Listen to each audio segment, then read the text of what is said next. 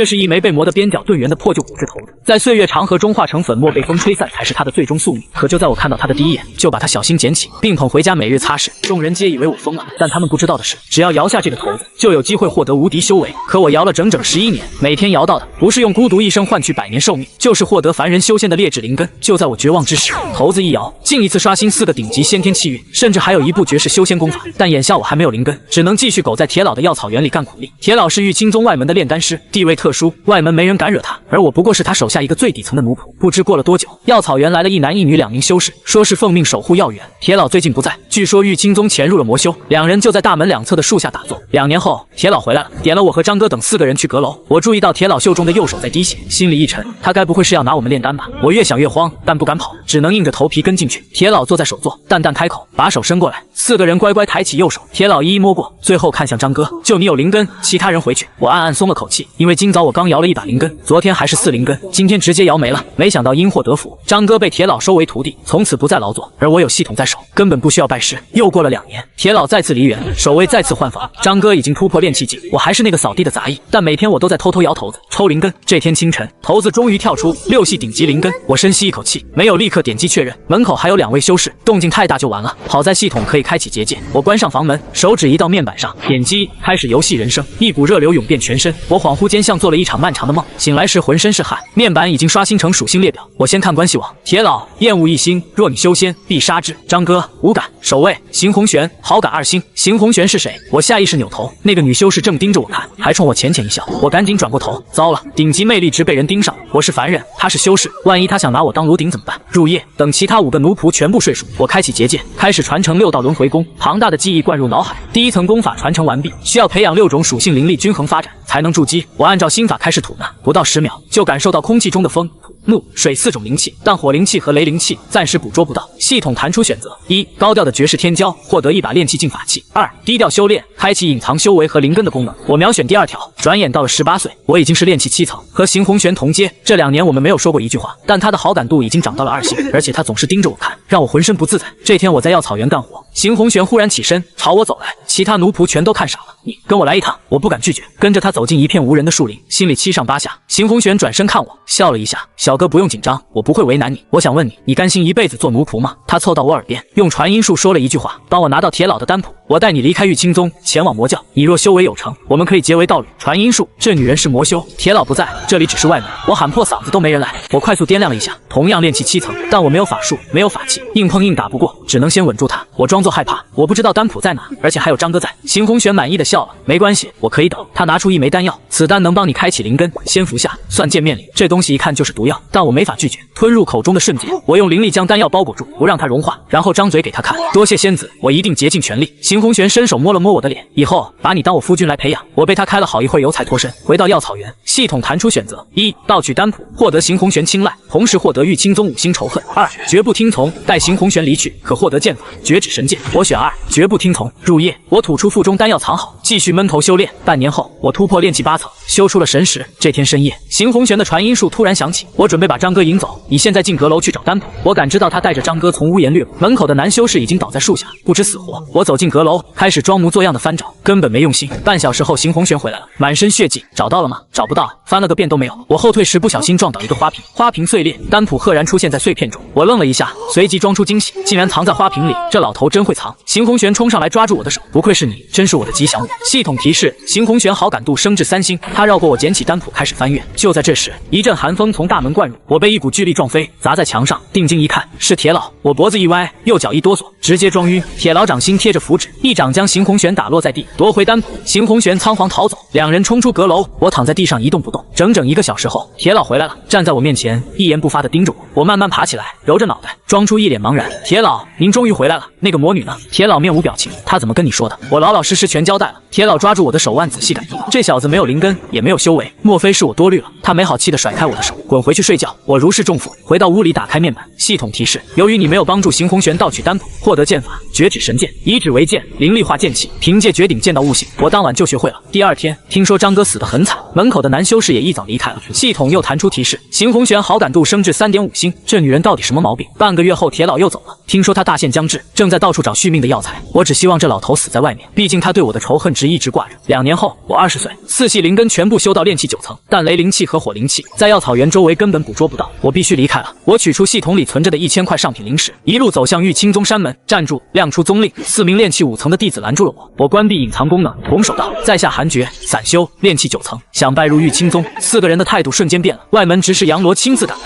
客气地检查了我的身份。我配合地展示了一手绝指神剑，一道剑气洞穿山壁。杨罗当场拍板：没问题，跟我走。从今天起，你就是玉清宗外门弟子。路上我问他，宗内可有雷灵气和火灵气的修炼之地？杨罗一愣，我抬起右手，掌心迸发出一道雷电。杨罗瞳孔骤缩，系统提示：杨罗好感度1星。他立刻表示会帮我引荐长老堂，带我去登记处办了手续，领了宗令、道袍、储物袋、100块下品灵石和1瓶聚气丹。我关上房门，终于可以放心修炼了。就在我准备打坐的时候，系统忽然弹出一条从未见过的提示，上面写着：让我惊喜的是，这里竟然能感应到火灵气。我决定先将火灵根修至炼气境9层。一般而言，修士只会选择一种功法修炼，功法属性大多单一，很少有人像我这样同时修炼6种属性。但顶级资质就是这么离谱，丝毫不觉得累。我很享受变强的感觉，更准确的说，是寿命增长的感觉。我的资质注定我不需要冒险谋取机缘，踏踏实实修炼，绝不惹是生非。这就是我韩爵的修仙之道。半年转瞬即逝，火灵根修至炼气境4层，外门大长老终于回来了。杨罗亲自来通知我。路上，杨罗笑道：你这样的苦修士，大长老应该会很欣赏。整整半年，我没打开过一次房门，若非里面有灵气波动，别人还以为这是间空房。我笑道：多谢杨兄，日后若有机会多得筑基丹，定为你谋一枚。到了长老堂，大长老打量着我，满意的说：气质很不错，不比内门弟子差，甚至快赶上精英弟子了。我谦逊道：弟子可不敢跟精英弟子比。大长老笑了笑：走吧，跟我去内门。想加入内门，你得拜师。内门有18峰，18位执教长老，若有人瞧得上你，可直接成为内门弟子；若没有，只能参加宗门小比，争取早日筑基。来到传送法阵前，我是第一次使用，心里紧张的要命，但不敢表现出来，怕丢人。大长老开口：你想加入怎样的修行风气？各峰因执教长老性格不同，风气也不同，有的争强好胜，有的低调苦修，有的常年外出做任务。我回答：低调苦修的，我不喜欢热闹，也不想高调。大长老露出一抹古怪笑容：那我先带你去玉幽峰。传送法阵启动，一阵强烈的失重感袭来，睁眼后映入眼帘的是一座座高耸入云的山峰，脚下是传送法阵，往下看去，云雾缭绕，望不到底。空中不时有修士御剑飞行，甚至能看到各种猛禽掠过，那便是玉清宗内门。做任务、领俸禄、交易都在这里。大长老开口介绍，语气中满是骄傲。我感觉身体被什么东西托举而起，差点摔倒，低头一看，脚下竟出现一个巨大葫芦。我连忙用灵力附着脚底，其他巨峰都有弟子上上下下，唯独我们飞向的那一座显得格外寂寥。大长老笑道：留在玉幽峰的基本都是苦修士。我挑眉：真的吗？那太好了。大长老摇头失笑。系统提示：外门大长老对你产生好感，当前好感度为1星。我觉得莫名其妙。来到玉幽殿内，我的目光落在2道打坐的身影上，其中一位身穿蓝袍，姿态雍容，应该便是西玄仙子。他身后那位应该是弟子。大长老笑道：此子名为韩爵，散修出身，3灵根资质，拥有罕见的雷灵根。他喜欢清静的修炼场所，不想太高调。系统提示：常月儿对你产生好感，当前好感度为2星。这就2星了，肤浅。我暗自吐槽，心里却紧张起来。这玉幽峰名不符实啊，女弟子们该不会都是豺狼虎豹吧？加入本峰，本座不会帮你谋取好处，一切靠自己。修行上本座不会怠慢，但你若松懈，本座会逐你出峰。我立即保证，只要没有吩咐，弟子可以闭关100年，足无出户。系统提示：西玄仙子对你产生好感，当前好感度为1星。常月儿对你的好感降低，当前好感度为1星。我不由鄙夷那位常月儿，你是恋爱脑吗？西玄仙子继续道：可会法术，朝本座进攻，让本座看看你的能耐。我调动体内灵力，五指迸发剑气，汇聚成一道手掌宽的剑芒，犹如闪电般杀向西玄仙子。快要碰到他时，剑气凭空消散。系统提示：常月儿对你的好感增加，当前好感度为2星。西玄仙子问：你就会这一招？是的，我也不想打肿脸充胖子。西玄仙子微微点头，此剑法不错，以后就留在玉幽峰吧。大长老哈哈一笑离去。西玄仙子盯着我，还不跪下拜师？我立即跪下，徒儿拜见师傅，师傅万岁万岁万万岁！西玄仙子忍俊不禁，没好气道：你当为师是女皇？西玄仙子暗道：此子形象气质极佳，这份心性也很不错。他从袖中掏出一块令牌递给常月儿，带你师弟去内门登记，顺便安排洞府。韩师弟，我叫常月儿，儿，以后叫我师姐就好，有什么不懂的随时找师姐。常玉儿笑道，还直勾勾的盯着我。我微微低头，多谢师姐，师弟不敢麻烦。不过师姐若需要帮忙，随时吩咐。嘻嘻，你这人真好，比其他师兄师弟都好看。常玉儿暗自发誓，一定要保护韩师弟，不能让他被欺负。来到悬崖边上，常玉儿祭出飞剑，让我站在他身后，搂住他的腰。我犹豫不决。常玉儿哼哼道，除了你，别的师弟可没机会搂师姐的腰。其实他就只有我这一位师弟，整个玉幽峰数年难入一位新弟子。话都说到这份上了，我也不好矫情，不得不说，师姐的腰真细啊。来到洞府，师姐的洞府洞口就在100米外，我心中叹气，这么近。与常玉儿告别后，我进入洞府，关上石门，待遇不错。我通过常玉儿了解到，1块上品灵石等于100块中品灵石，1块中品灵石等于100块下品灵石。灵石可以修炼，也可以当货币。我立即将属性面板里的1000块上品灵石取出，放入储物袋。这笔灵石足以让我成为富豪，不愧是先帝后裔气运。调出属性面板，查看人际关系。常玉儿，筑基境2层，你的师姐把你当成弟弟看待，当前好感度为2星。西玄仙子，元婴境3层，你的师傅很欣赏你的心性，当前好感度为1星。弟弟看待我无语，果然好感度不代表喜欢，以后不能自作多情。不过我很惊讶西玄仙子的修为竟然是元婴境，外门大长老也才筑基境，炼气、筑基、金丹、元婴是我目前了解到的境界。西玄仙子是我接触过的最强修士，不错不错，御剑术必须掌握，否则以后下山都得搂师姐的纤纤细腰。顶级剑道天赋，让我半个时辰便掌握了御剑术。御幽殿内，西玄仙子忽然睁眼，此子当真是第一次修炼御剑术。他与常玉儿的交流，他之前偷听过，可若是撒谎，又何必现在才展示？西玄仙子想不通，决定再观察一下。系统提示：你成功成为玉清宗内门弟子，并开始了入门后的第一次修炼。你可以选择以下发展路线：一、赚取声望，带领御幽峰成为最强一峰，可获得一把绝品法器，但会得罪西玄仙子；二、低调修炼，默默无闻，获得西玄仙子的认可，可获得一部身法秘籍。我一看不由戴上痛苦面具，什么鬼？带领御幽峰成为最强一峰，反而得罪西玄仙子，这位师傅很不对劲啊！别是魔修内奸吧？我摇头失笑，默默选择第二条。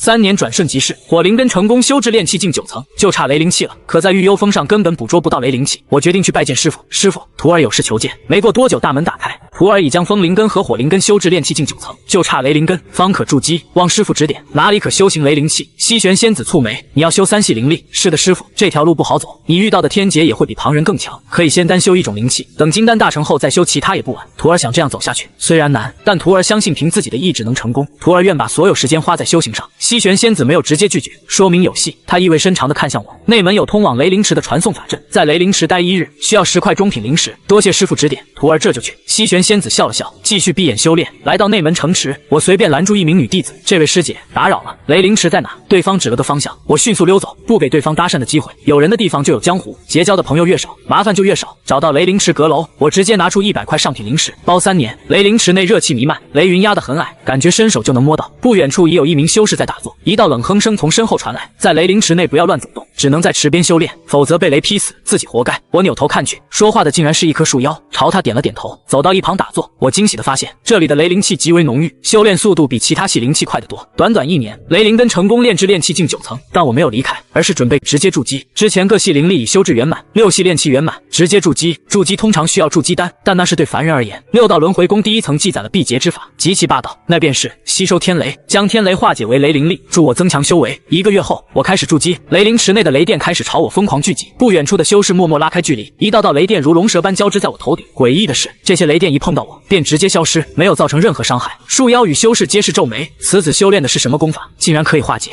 影响他人渡劫，在修行界是大忌。两人没有打搅。3日后，筑基成功。系统提示：恭喜你达到筑基境，你有以下选择：一、名扬玉清宗，可获得9幽雷法，但会招来西玄仙子的仇恨；二、默默修炼，早日炼出金丹，可获得一把绝品法剑。毫不犹豫，选择第2条。突破成功，我没有立即离去，继续待在雷灵池修炼，直到包场时间结束。那名修士心中暗想，此人真是好心性，筑基成功都不出去庆祝，反而继续修炼。系统提示：莫复仇对你产生好感，当前好感度为1星。我礼貌地朝他点头，他跟着点头，两人并无交流。2年后，韩卷，寿命27187，修为筑基境3层，功法6道轮回功可传承，法术绝指神剑，灵根资质6道灵体，蕴含顶级风火水土木雷灵根，先天气运绝世无双，仙姿魅力顶级，天命剑痴剑道资质顶级，悟性顶级，身法绝尘身法资质顶级，先帝后裔，获得绝世功法1000块上品灵石，筑基境3层，2年3层修为，这速度不可谓不快。最重要的是，寿命暴涨到187岁。忽然一道声音从身后传来，兄台不知姓名，在下天雷峰莫复仇，在下御幽峰韩卷。御幽峰，怪不得衍生，你这等天资加入御幽峰可惜了，要不要来我天雷峰？我师父便是雷修，已经拜西玄仙子为师，1日为师，终身为父。父，岂能随意叛变？多谢莫兄弟好意，你的功法很了不得，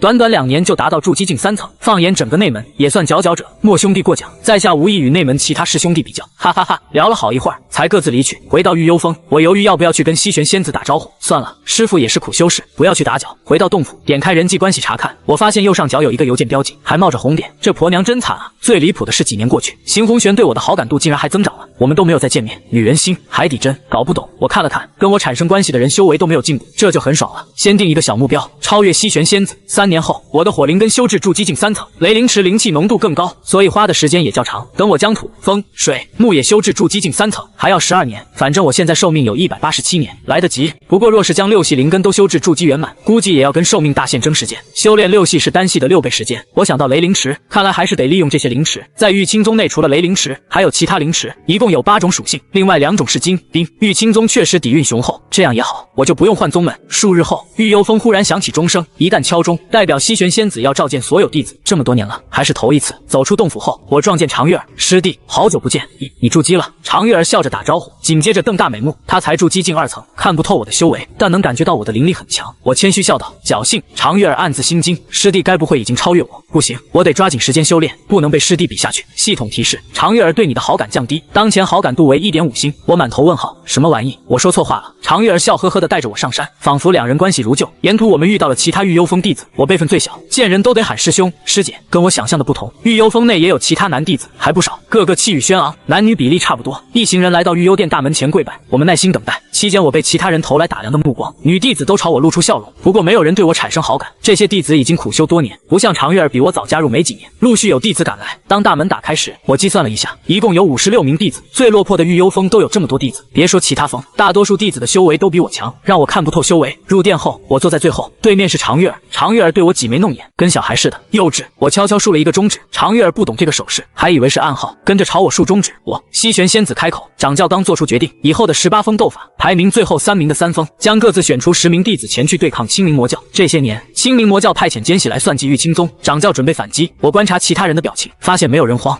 难道玉幽峰不是排行倒数前3吗？我之前一直以为玉幽峰是最弱的峰。大弟子柳三星笑道：师傅，我们玉幽峰虽不出众，但一直也稳在前10，不必担忧。其他弟子跟着附和，我们再低调，也不可能垫底。清明魔教真是越发嚣张，据说外门有不少清明魔教的细作，最近招收弟子得小心了。西玄仙子道：为师自然不担心排名，但此事也预示着玉清宗与清明魔教迟早有一战。最近你们领取任务时，都领取与清明魔教相关的任务。玉幽峰虽然低调，可不是不想为宗门效力。众弟子点头含诀。西玄仙子忽然唤道：我连忙起身，其他弟子纷纷看向我。入峰数年，你便从炼气境9层达到筑基境3层，看来你是天才。西玄仙子笑道。此言一出，所有人脸色一变，这般修行速度。我回答道：侥幸侥幸。最近宗门出了一个培养计划，针对各峰最杰出的天才，会集中在一起培养，日后也会成为玉清宗年轻1倍的牌面。为师想推荐你去。西玄仙子笑盈盈地说道。弟子们看向我的眼神变了，我直接就跪了，诚惶诚恐道：师傅，徒儿不想去，徒儿何德何能？徒儿只想待在玉幽峰默默修炼，不想要争夺那些名利。况且徒儿初来乍到，此等机会应该让给师兄师姐们，绝必有诈。我心里有逼数，我就算真的是首屈一指的天才，可我资历浅啊，刚进来就成为宗门的核心培养对象，这不是圈套？莫非西玄仙子在试探我？倘若我是清明魔教的内奸，肯定会抓住这次机会。当真？西玄仙子眯眼问道。我点头道：绝无虚言。西玄仙子点头，我松了一口气，跟着坐下。其他弟子看向我的眼神变得柔和。系统提示：柳三星对你产生好感，当前好感度为1星。果然，大师兄想去。也是，这种事情若是让其他弟子接了，大师兄的面子往哪儿搁？西玄仙子看向柳三星，那边由你去吧，你是玉幽峰的大弟子，可不得惹是生非。徒儿明白。柳三星露出笑容，其他弟子纷纷恭贺他。走出玉幽峰，我正要回洞府，柳三星走来，笑道：小师弟，你的好意师兄心领了，以后遇到麻烦，随时跟师兄说。我眨了眨眼，那师弟先预祝大师兄一帆风顺，送上门来的人情岂能推开？哈哈。柳三星大笑一声，然后离去。我刚走几步，常玉儿又追上来：师弟，你还没做过宗门任务吧？要不要师姐带你？常玉儿笑问道：不用了，我想修炼，在洞府里修炼很慢的，去做任务赚灵石，然后去各个灵池修炼，事半功倍。同时做任务还有贡献度，贡献度高了可以买丹药，我怕死，还是算了。常玉儿被气到了，这位师弟怎么这么怂啊？不去就不去。常玉儿扭头就走，我则陷入思索中，确实不能待在洞府里修炼，得去灵池，别等100年后寿命紧张时再去，那就太浪了。想罢，我直接动身前往内门城池。10年转瞬即逝，我一直流连于各个灵池中，上品灵石花了近400块，我的修为达到筑基境5层，6系灵根全都修至筑基境5层。照这样下去，我将剩下的400多块上品灵石花完，也不能成就金丹境。我开始集中修炼雷灵气和火灵气，我不能将灵石完全花光，后面肯定得有花销。再来10年，干脆直接把雷灵根修炼完，在洞府里也可以吸收火灵气。就这样。样，我决定后，直接前往雷灵池。雷灵池目前没有一位修士，我也不怕寂寞。臭小子，你又来了！之前还以为你是天才，怎么这么多年过去还只是筑基境3层？树妖忍不住调侃道。我耸肩道，正是因为资质愚钝，才这般刻苦。也是。树妖说完便闭目。我是老顾客，他也不用多提醒。很快，我便进入修炼状态。时间迅速流逝，1年过去，5年后，我的雷灵根修为已经达到筑基境7层。莫复仇又来了，还带来了一名女弟子。这名女弟子长得极为俏美，举止也很有大家闺秀的气质。韩兄弟，你也在啊？莫复仇惊喜地说道。我睁眼笑着回答：莫兄弟，你也来了。莫复仇是绝对的天才，通过人际关系，我注意到他已经达到筑基境9层。虽然已经过去近20年，但能在筑基境突破2层，冲击金丹境，不是天才是什么？介绍一下，这位是我们天雷峰的小师妹，也是我的族妹莫竹。莫复仇笑着说道。我跟着抱拳，在下玉幽峰韩觉。莫竹点了点头，仔细打量我，问道：你怎么还是筑基境3层？我笑道：稳扎稳打嘛，你们也抓紧时间修炼吧。说完，我便坐下。莫复仇虽疑惑我的修为，但也没有多问，两人很快就开始打坐。没过多久，他们便惊讶地发现我吸收灵气的速度远超他们。他到底修炼的是什么功法？不对，是灵根资质。莫复仇暗自心惊，莫竹也惊讶地看向我。我没有顾及他们的反应，我得抓紧时间，每1分钟都是零时啊。3年后，莫复仇、莫竹准备离去。莫复仇看向我，本想说什么，但看到我那么认真，觉得不好打扰。兄妹俩离开雷灵池。大哥，那他的境界为何没有提升？莫竹疑惑问道。以他吸收灵气的速度，应该早就突破了。莫复仇眼神复杂，此人定然是有压制修为的手段，他的修为恐怕已经追上我，筑基境9层。莫竹瞪大美目，你之前说过，20年前他才练气境9层，这么快？莫复仇深吸一口气，玉幽峰都是苦修士，没想到出现这等天才。我们走吧，我们也得像他一样刻苦。莫竹点头。与此同时，我看到2行字，系统提示：莫复仇对你的好感增长，当前好感度为2星。莫竹对你产生好感，当前好感度为2星。我无动于衷，我已经达到筑基境9层，正在冲击圆满之境。半年后，我终于将雷灵力修至圆满，想要再修炼也无法增长。我起身准备离去。小子，看来你是有压制修为的方法，很不简单嘛。树妖开口笑道，语气没有之前的嘲讽。我耸肩一笑，走到传送法阵上，正要离开。我这里有一桩机缘，想参加吗？树妖问道。我挑眉，不想。树妖愣了愣，有大量灵石，还有宗门贡献，甚至可能得到法器、天才地宝，你确定不参加？危险吗？想要得到好的机缘，自然得付险。那算了，我怕死。树妖气的树枝摇颤，我催促前辈赶紧放我出去，我还得回洞府闭关呢。树妖冷哼一声，启动法阵。我在阁楼里退了1年半的灵石，储物袋里还剩下近300块灵石，但我没有立即回洞府，而是前往俸禄楼。这么多年，我都没有领取自己的俸禄，也该取一下。玉清宗每年发1次俸禄，可以积攒领取。俸禄楼是玉清宗内最热闹的阁楼之一，弟子很多，还需要排队领取。我的气质引得不少女修士侧目，男修士很快也注意到我。随着我的修为不断提升，绝世无双的魅力气质也彻底展现。系统只能隐藏我的修为，可不能隐藏魅力。此人是谁？郝俊啊！我们玉清宗竟然有这样的男子，我之前见过，好像是玉幽峰的弟子。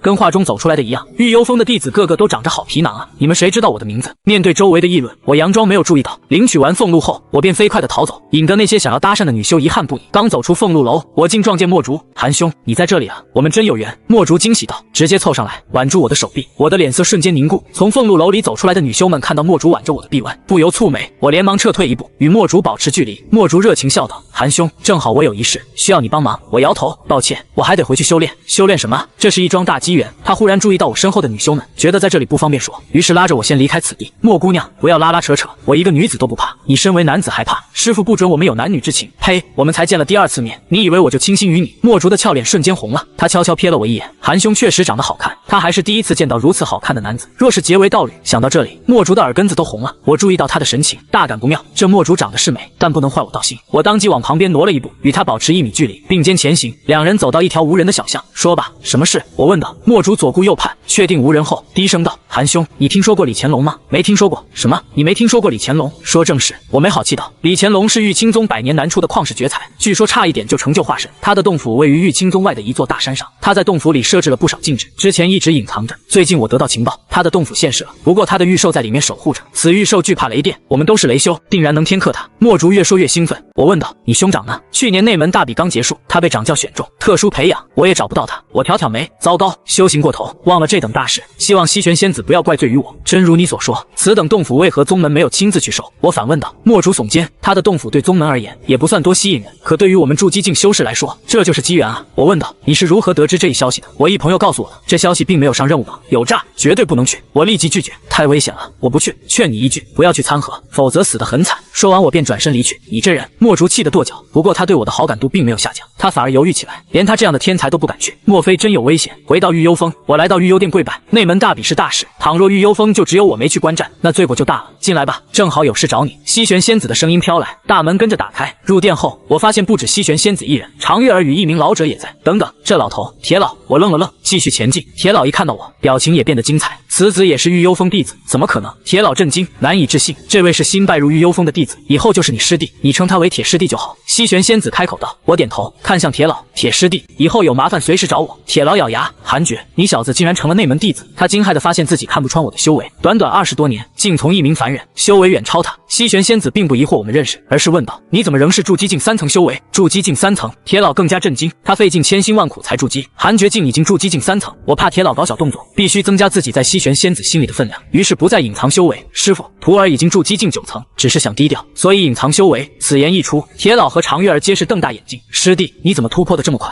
常月儿惊呼，他可谓是看着我从炼气境9层飞跃到筑基境9层，这也太夸张了。我道，一直在雷灵池修炼，不敢怠慢，才有这般进步。西玄仙子满意一笑，若是御幽峰人人都如你这般刻苦，御幽峰必定会成为御青宗最强的一峰。系统提示，你低调修炼，成功获得西玄仙子的认可，奖励一部身法秘籍，恭喜你获得7重幻补。我暗自惊喜，连忙道，师傅这番话真是折杀徒儿，徒儿只是喜欢修炼罢了。铁老努力平复心情，他明白自己不可能再压过我，以前的事情最好忘记，若是跟西玄仙子说，说不定会惹得西玄仙子不满。他忽然忐忑起来，以韩绝的修为，杀他易如反掌，不行，得化解这桩恩怨。既然你这么喜欢修炼，为师给你安排一个任务，去镇守御青宗的万妖界。西玄仙子忽然笑道，笑容充满深意。万妖界听起来好牛批，好危险。我本能的抗拒，但还是小心翼翼地问，师傅，万妖界是什么地方？常月儿兴奋道，就是御青宗饲养妖宠的地方。师傅，我也要去，让我陪同韩师弟去吧，免得他被欺负。西玄仙子瞪了他一眼，吓得他不敢再多言。各峰都会派遣一名弟子去镇守万妖界，万妖界因妖宠种类众多，所以蕴含各种灵气，还很浓郁，适合你修炼。不过也有一定的危险，时常有妖宠暴走，弟子被残忍杀害的例子。西玄仙子为我介绍道，我听不出半点回旋余地，不过能修炼也是好事，与妖兽斗总比跟人争斗好，不就是动物园保安吗？我去，那徒儿便听师傅的安排。我抱拳道。西玄仙子点头，你收拾一下，直接前往妖宠楼，会有人带你前往万妖界。上一任是你大师兄，如今他已经被掌教收走，只能让你去。若是任务顺利，为师会奖赏你。另外，在万妖界镇守1年，可获得10块上品灵石，上不封顶，这是持续的宗门任务。去之前，你可以先去领取任务。回到洞府前，我先传承7重幻补，凭借顶级身法资质，1个时辰便彻底掌握。学会后，我收拾东西前往内门城池，先去任务楼领取任务，再前往妖宠楼。与此同时，御幽殿内，西玄仙子盯着铁老，缓缓开口：你与他的过往，本座不想计较，以后韩绝会是御幽峰的亲传弟子，与他打好关系，对你只有好处。此言让铁老震惊。我走出传送法阵，来到万妖界，天空阴云密布。按照妖宠楼弟子的交代，我得先找到御幽峰的阁楼，那将是我的坐镇地。很快便找到阁楼，屋内空无一人。熟悉了禁制机关后，便开始打坐修炼。1年半迅速过去，我已经50岁，风灵根修至筑基境6层，除了雷灵根，其他灵根仍是筑基境5层。点开邮件，你的好友墨竹遭遇魔修袭击，险些重伤。你的好友墨竹遭遇御青宗弟子袭击，命悬一线摔下悬崖。我无语，果然那洞府有诈，幸好我没去。忽然阁楼外传来咆哮声，看到一只白猫站在树枝上，身形纤细，却有白虎的纹路，紫色眼眸更显妖异。白猫忽然扑向我，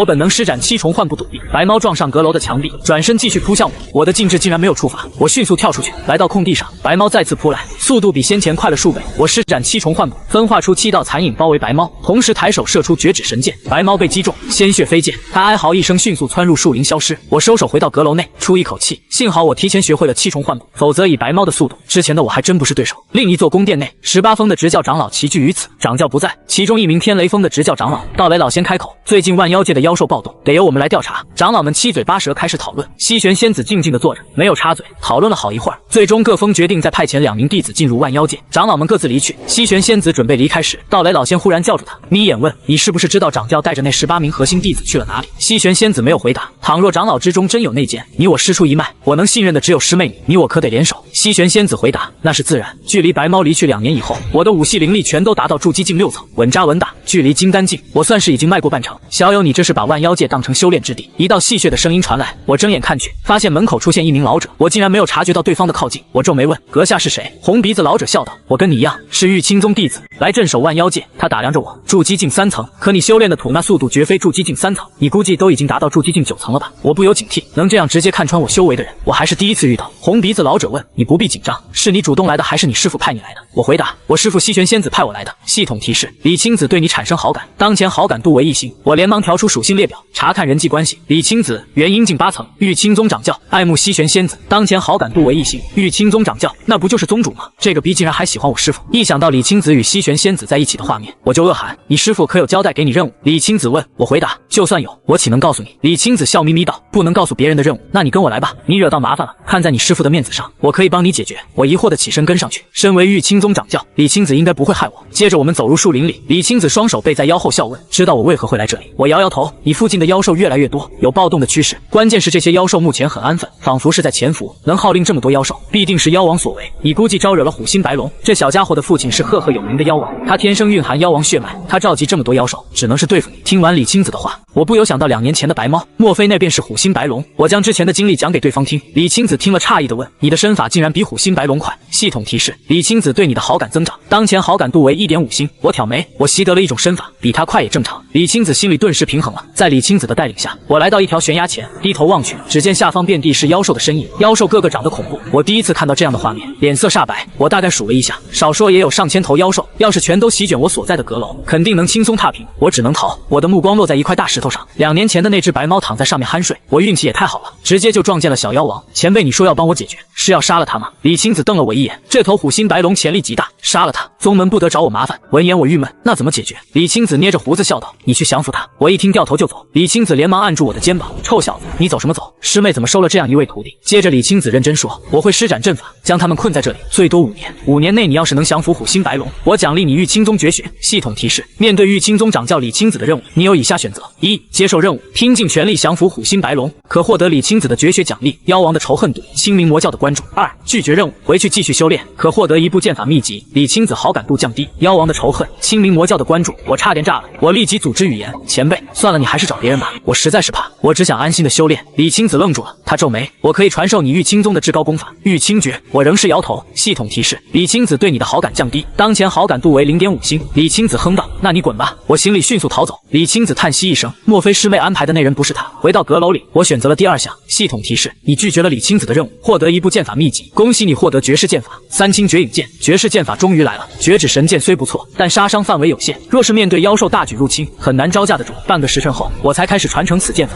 随着我传承三清绝影剑，肉身开始吸收天地灵气。没过多久，大风盘绕阁楼，周遭的树木跟着摇动。这样的异象持续了半个时辰。传承结束，顶级的剑道资质、剑道悟性让我传承时没有遇到半点困难。屋内的我猛地睁眼，眼中迸现出寒芒。我抬手掐动法诀，调动体内灵力，施展三清绝影剑。只见我背后浮现出3把剑影，颜色各异。雷灵力剑影呈电光之色，火灵力剑影如同烈焰熊熊燃烧，风灵力剑影呈青色，剑刃缠绕着劲风。好强大的剑法，不愧是绝世剑法。我立即起身，走出阁楼，3把剑影悬浮在我身后，如影随形。我右手以指为剑，朝前一点，背后的3把剑影猛地杀去，速度比虎心白龙还快。轰！剑光闪耀，方圆100米内的数十棵大树被3把剑影砍成3段，树身腾飞而起，树叶凋零。这才是绝学啊！太强了吧！我可没有动用全力，这要是面对妖兽大军，分分钟让战场变成绞肉场。学会三清绝影剑后，我顿时自信了不少。我的灵力远超同境界的修士，毕竟我修炼的是先帝传承的6道轮回功。从今日起，我不算弱者了。我得意的想。我回到阁楼内，抖擞精神，准备继续修炼。修为才是关键，修为越高，施展出绝学的效果就越强。等我成就元婴，再施展三清绝影剑，那便是毁天灭地的效果，真是让人期待。数日后，玉幽峰又派来了2位弟子，一位是常月儿，一位是师兄孟和。孟和是玉幽峰的7师兄，修为达到筑基境9层，实力不俗。外面的树林怎么都被斩断了？发生了什么？孟和疑惑问。我回答：之前有妖兽想要围攻我，幸得一位前辈出手。常月儿打量我问：师弟你没事吧？说话间他便伸手摸向我，我连忙后退一步。常月儿顿时气恼，呵斥道：这后退的动作是认真的吗？我假咳一声，师父告诫过，玉幽峰弟子不得。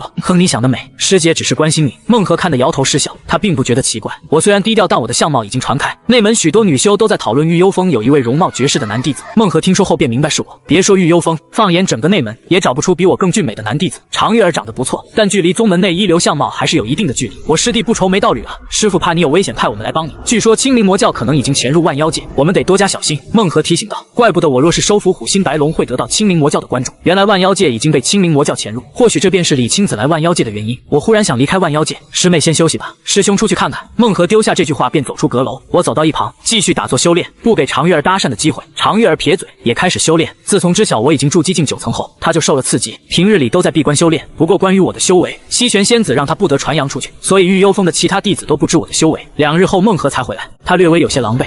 常玉儿连忙起身相迎。孟和擦了擦嘴边的血迹，心有余悸地说：“遭遇了一尊大妖，相当于金丹境，差点死了。”见状，我问：“附近的妖怪多吗？”数里外倒是一群妖怪，只是不知被谁用阵法困住，倒不足为虑。我遇到的大妖有些远，也不会威胁到我们这里。孟和回答。接着他打坐运功疗伤，没过多久他又吐了一口血，血是黑色的，十分瘆人，莫非是中毒了？幸好我没有到处转悠，果然人不能浪。我一边修炼一边思索，常玉儿也很不安，刚来2日，七师兄就受伤了，这万妖界真是凶狠，为何韩师弟待了数年都没事？常玉儿狐疑地看向我，莫非他比七师兄厉害？孟和受伤后就不敢再出去瞎转悠，我忙着修炼也不出去，常玉儿自然也不敢出去。1年时间迅速过去，这日我正在修炼，孟和忽然开口，附近的妖气越来越多，而且在快速移动，目标应该是我们。此言一出，常玉儿睁眼，我开口，那还不跑路？常玉儿蹙眉，可是这里归我们玉幽峰管，我们是不是擅离职守？那你留下来等死吧，你的英勇事迹我会告诉给师傅的。我说完就起身，常玉儿急了，跟着起身。见状，孟和开口，韩师弟说的对，18峰都有管理区域，肯定不只是我们遭受妖潮袭击，必然也会有其他人跑。自从遭遇大妖袭击后，他就没有了出来时的意气风发，留得青山在，不愁没柴烧。走！我说完便冲出阁楼，常玉儿、孟和紧随其后，3人御剑飞行，来到高空。我们低头看去，果不其然，以阁楼为中心，四面八方正有数不清的妖兽奔跑靠近。我额头冒冷汗，这么多，看来我还是不够警惕。若非孟和提醒，我们现在肯定惊慌失措。前方传来破空声，3人扭头看去，只见一只一斩3丈的黑雕疾驰而来，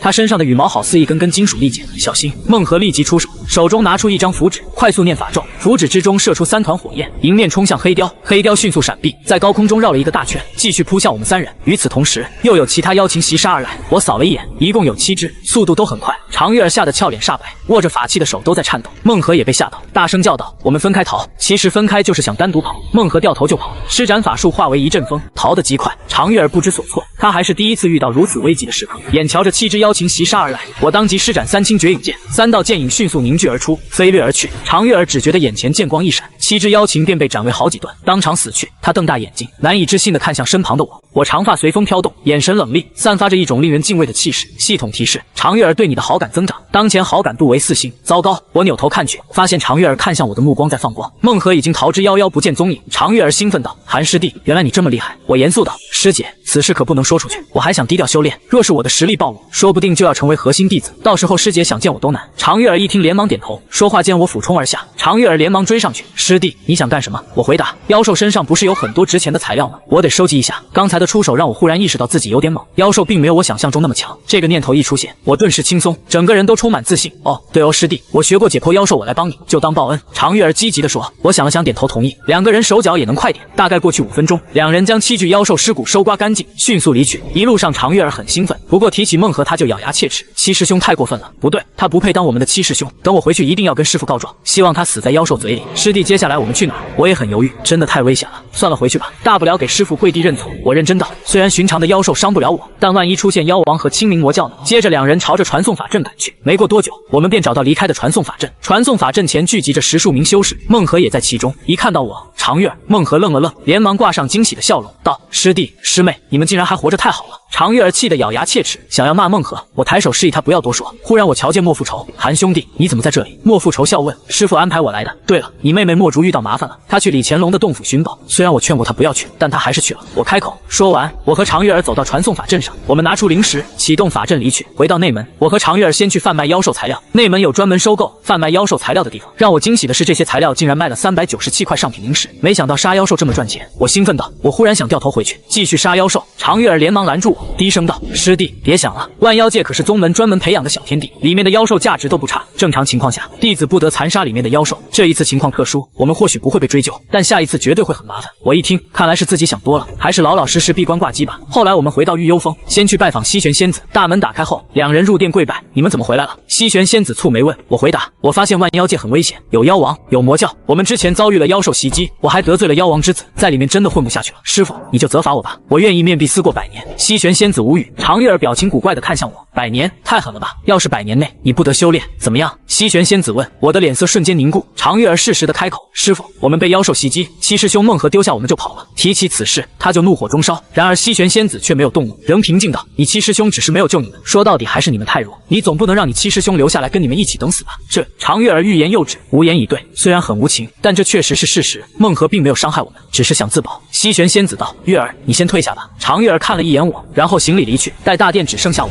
西玄仙子时，一股肃杀的气氛弥漫开来。我心里一凛，韩绝，你修行是为了什么？西玄仙子问，声音淡漠，为长生不死，一直闭关苦修，你是不可能长生不死的。人定胜天讲的是拼机缘，徒儿明白，但徒儿想先增强修为，有足够实力后再拼机缘。拼机缘那是天赋不够的人才需要做的。西玄仙子继续道，本来为师给你安排了一桩机缘，此次若是你在万妖界内建功，日后必定成为核心弟子，享受的待遇也远超现在。可惜你放弃了，多谢师傅，只能怪徒儿无福享受。你修炼的功法高深莫测，为师也没有什么好教你的。这样吧，想不想拥有不逊色于雷灵池的洞府？里面除了雷灵气，还有其他属性的灵气。闻言，我猛地抬头，惊喜地问：在哪儿？西玄仙子面无表情道：玉清宗最近又发现了3处先天洞府，这类洞府并非修士开辟而成，而是天地孕育而成，就在玉清宗附近。想要得到先天洞府，就得参加10年1届的内门考核，核心弟子以下皆可参与，夺得前3名，便可获得先天洞府，按排名进行挑选。我皱眉不语。西玄仙子瞪了我一眼，没好气道：莫非你连比斗都怕，又不伤你性命？我犹豫了一下，问：师傅，一般情况下可有金丹境弟子参与？你以为金丹境是白菜？但凡修炼到金丹境的弟子，要么成为核心弟子，要么成为长老、执事。也就是说，参加内门考核的都是筑基境修士。多谢师傅提点，徒儿定当竭尽全力为玉幽风争脸。西玄仙子终于露出笑容，看向我的目光充满玩味。臭小子，为师就不信你不动心。系统提示：西玄仙子对你的好感增长，当前好感度为2.5星。拜别西玄仙子后，我没有回洞府，而是前往内门灵池修炼。既然要参加内门考核，那我就必须争夺前3。有了先天洞府，我就不用再担心灵气，可以真正龟缩不出。在此之前，我得尽可能增强修为。距离下一次内门考核还有8年，我先来到火灵池，买了1年的时间。火灵池内的弟子不少，足有20-30人。我找到一个角落开始打坐修炼。我的出现引得一些女弟子侧目，那人长得好俊，莫非是玉幽风那位神秘的俊弟子？或许吧，除了他，我还没见过谁长得如此好看，真想认识他。我隐约听到他们的议论声，我佯装没有听见，心中无女人。修炼自然神，1年之后，我的火灵根达到筑基境8层，或许是雷灵根已经达到筑基境9层，导致我修炼其他灵力时也比以往要快一些。我马不停蹄前往水灵池。就这样，4年后，我的其他灵根全都达到筑基境8层，还剩下3年时间，我继续修炼，争取在内门考核前6种灵根都达到筑基境9层。这天我刚来到风灵池，便看到一群弟子围在一起。周凡，你不是扬言要在下一次内门考核超越我们吗？怎么才筑基境1层修为？哈哈哈，就他这个灵根资质，怎么可能超越我们？今日你若是愿意跪地给我们磕头，我们就不为难你。师兄，这小子之前一直靠着陆师妹，如今陆师妹已经准备跟剑锋大弟子结为道侣，以后肯定会跟他断了关系，我们现在就可以收拾他，说不定陆师妹还高兴呢。听着这群弟子的话，我摇了摇头，然后找到角落打坐修炼。像这样的矛盾在玉清宗并非稀奇，玉清宗虽是名门正派，但有人的地方就有江湖。之前我已经见过不止一起这样的事件。哼，你们这群废物，敢在这里对我动手，不怕执法堂责罚。最近魔教蠢蠢欲动，你们还搞内讧，我有理由跟长老们怀疑你们是魔教奸人。一道冷哼声跟着响起，很是倔强。我睁眼看去，说话者便是被包围的周凡。系统提示：检测到先天气运者，是否查看其来历？我眼前忽然冒出一行字，让我愣住。先天气运者，我当即选择查看。周凡，大成修士转世，出生凡界城镇内，与青梅竹马一同被玉清宗检测出灵根，灵魂深处藏有灵宝，灵宝因保护他而受到重创。如今为了修复自身，灵宝在周凡修炼时无意识的吸收灵气，导致周凡修炼速度奇慢。目前该灵宝即将修复成功。我的表情古怪，这来历有点猛啊，放在小说里都可以当主角了。我眯眼看去，被包围的周凡表情镇定，即便被人推搡，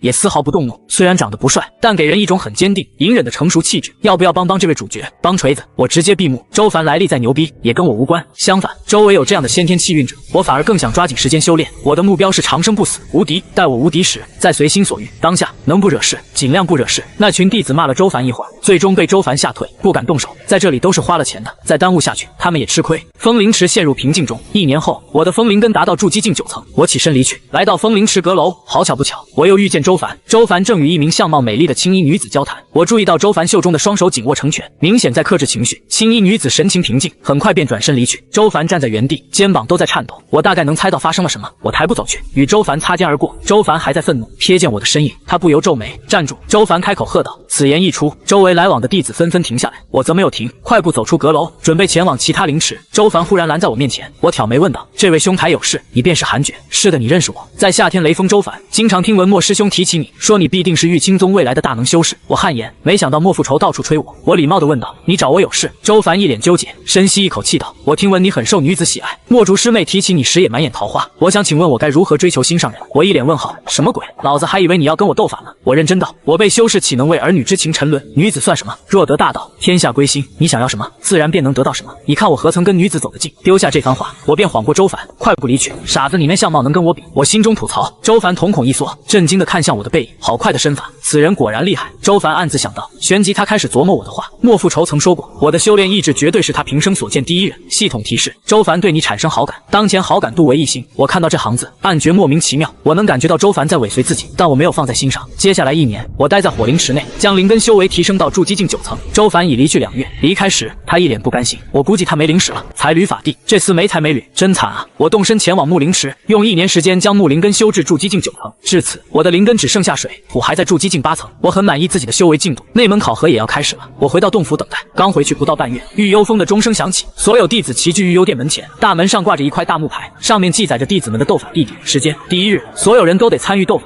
我的第一站是在天珠峰，天珠峰在玉清宗内排得上前3，实力雄厚。时间是明日正午。我记下后，迅速回洞府。来到洞府前，我忽然瞧见一人，邢红玄。数十年不见，身穿玉清宗道袍的他比当初看起来气质更佳。夫君，邢红玄惊喜地叫道，快步走到我面前。我无语，后退一步道：“姑娘可不能乱喊人啊。”邢红玄掩嘴笑道：“当初在外门，我们不是说好了吗？”我无奈坦诚道：“我那是逢场作戏，若是拒绝你，我怕你杀我。没事，我当真了。我遇到掌教时曾担心你会不会出卖我，但你并没有，给了我主动坦白的机会，我也才有机会重新加入玉清宗，换得今日的地位。”邢红玄笑道，他从袖中掏出一支玉瓶道：“此乃玉清丹，正适合筑基修士增强修为。我还未筑基，先给你用吧。我现在跟着净虚真人修炼，定期会获得这样的丹药。”邢红玄强行将药瓶递给我道：“内门考核中好好努力。我当初没想到夫君竟然是天才，我资质一般，后面我会尽力帮你。夫君若是成就元婴，也不会亏待我，对吧？”他笑得很甜很纯情，丝毫没有魔修的感觉。我不知该不该拒绝。邢红玄忽然转身离去，施展御剑术，迅速消失于云雾之中，完全不给我拒绝的余地。我回到洞府内，打开药瓶，发现里面有7枚玉清丹。我先服下1枚，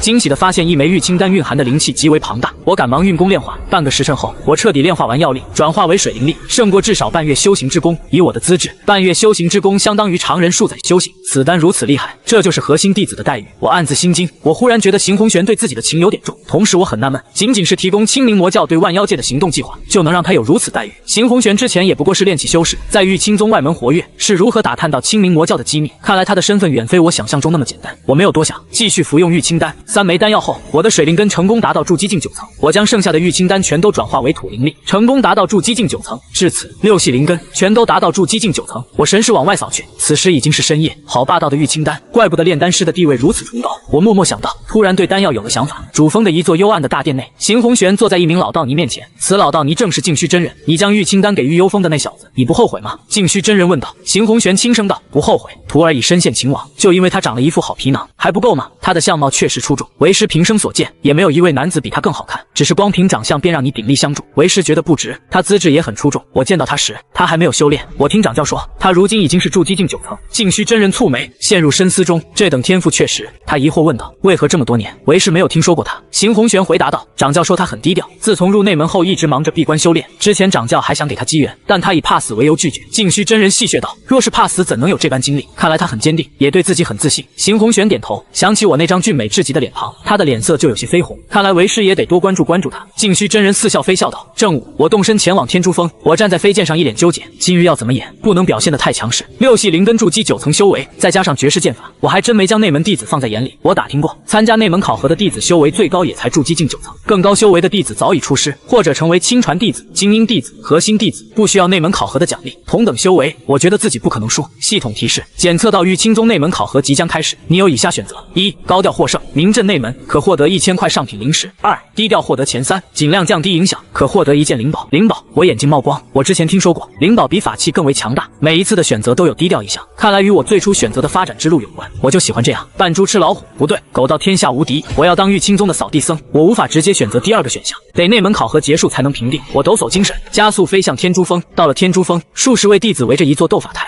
莫复仇、莫主也来了。望着台上的战战斗，两人的表情很古怪。我与对手陷入焦灼中，我大部分时候都在防守躲避，明显处于下风中。对手是天珠峰弟子，越战越兴奋。第一轮遇到这样的弱者，太棒了！天珠峰弟子默默想到，他挥霍体内灵力，战斗时候还保持姿势帅气，我苦不堪言。演到这个份上，真的累啊！我一直施展七重幻步躲避，但我还得尽量表现的身法不精妙。我咬牙继续坚持。随着两人斗法时间越来越长，观战的弟子们觉得无趣，陆续离开。莫复仇、墨竹还在观战，他不应该这么弱啊！墨竹忍不住问道。莫复仇平静道：“他故意的。”就在这时，我忽然施展绝指神剑，以指为剑，射出剑气，洞穿对方的肩膀。我脚踏七重幻步，快速逼上去，一脚将对方踹下斗法台。比斗结束，主持斗法的3名执事看得愣住，他们都走神了。没想到比斗突然结束，我抱拳道：“承让。”我走向台下的3名执事，登记胜利。那名天珠峰弟子失魂落魄的离去。莫复仇兄妹立即迎上来：“韩兄弟，你为何不直接取胜？”莫复仇问道。在他看来，我是玉清宗资质最卓越的弟子，没有之一。奈何我太低调。我摇头笑道：“我只是找到了他的破绽。”我看向墨竹，转移话题道：“莫姑娘最近可好？”我不提还好，一提墨竹就气愤：“早知道当初听你的，我去了李乾隆的洞府，结果遭遇魔修同门弟子联手对付，后来逼不得已跳崖，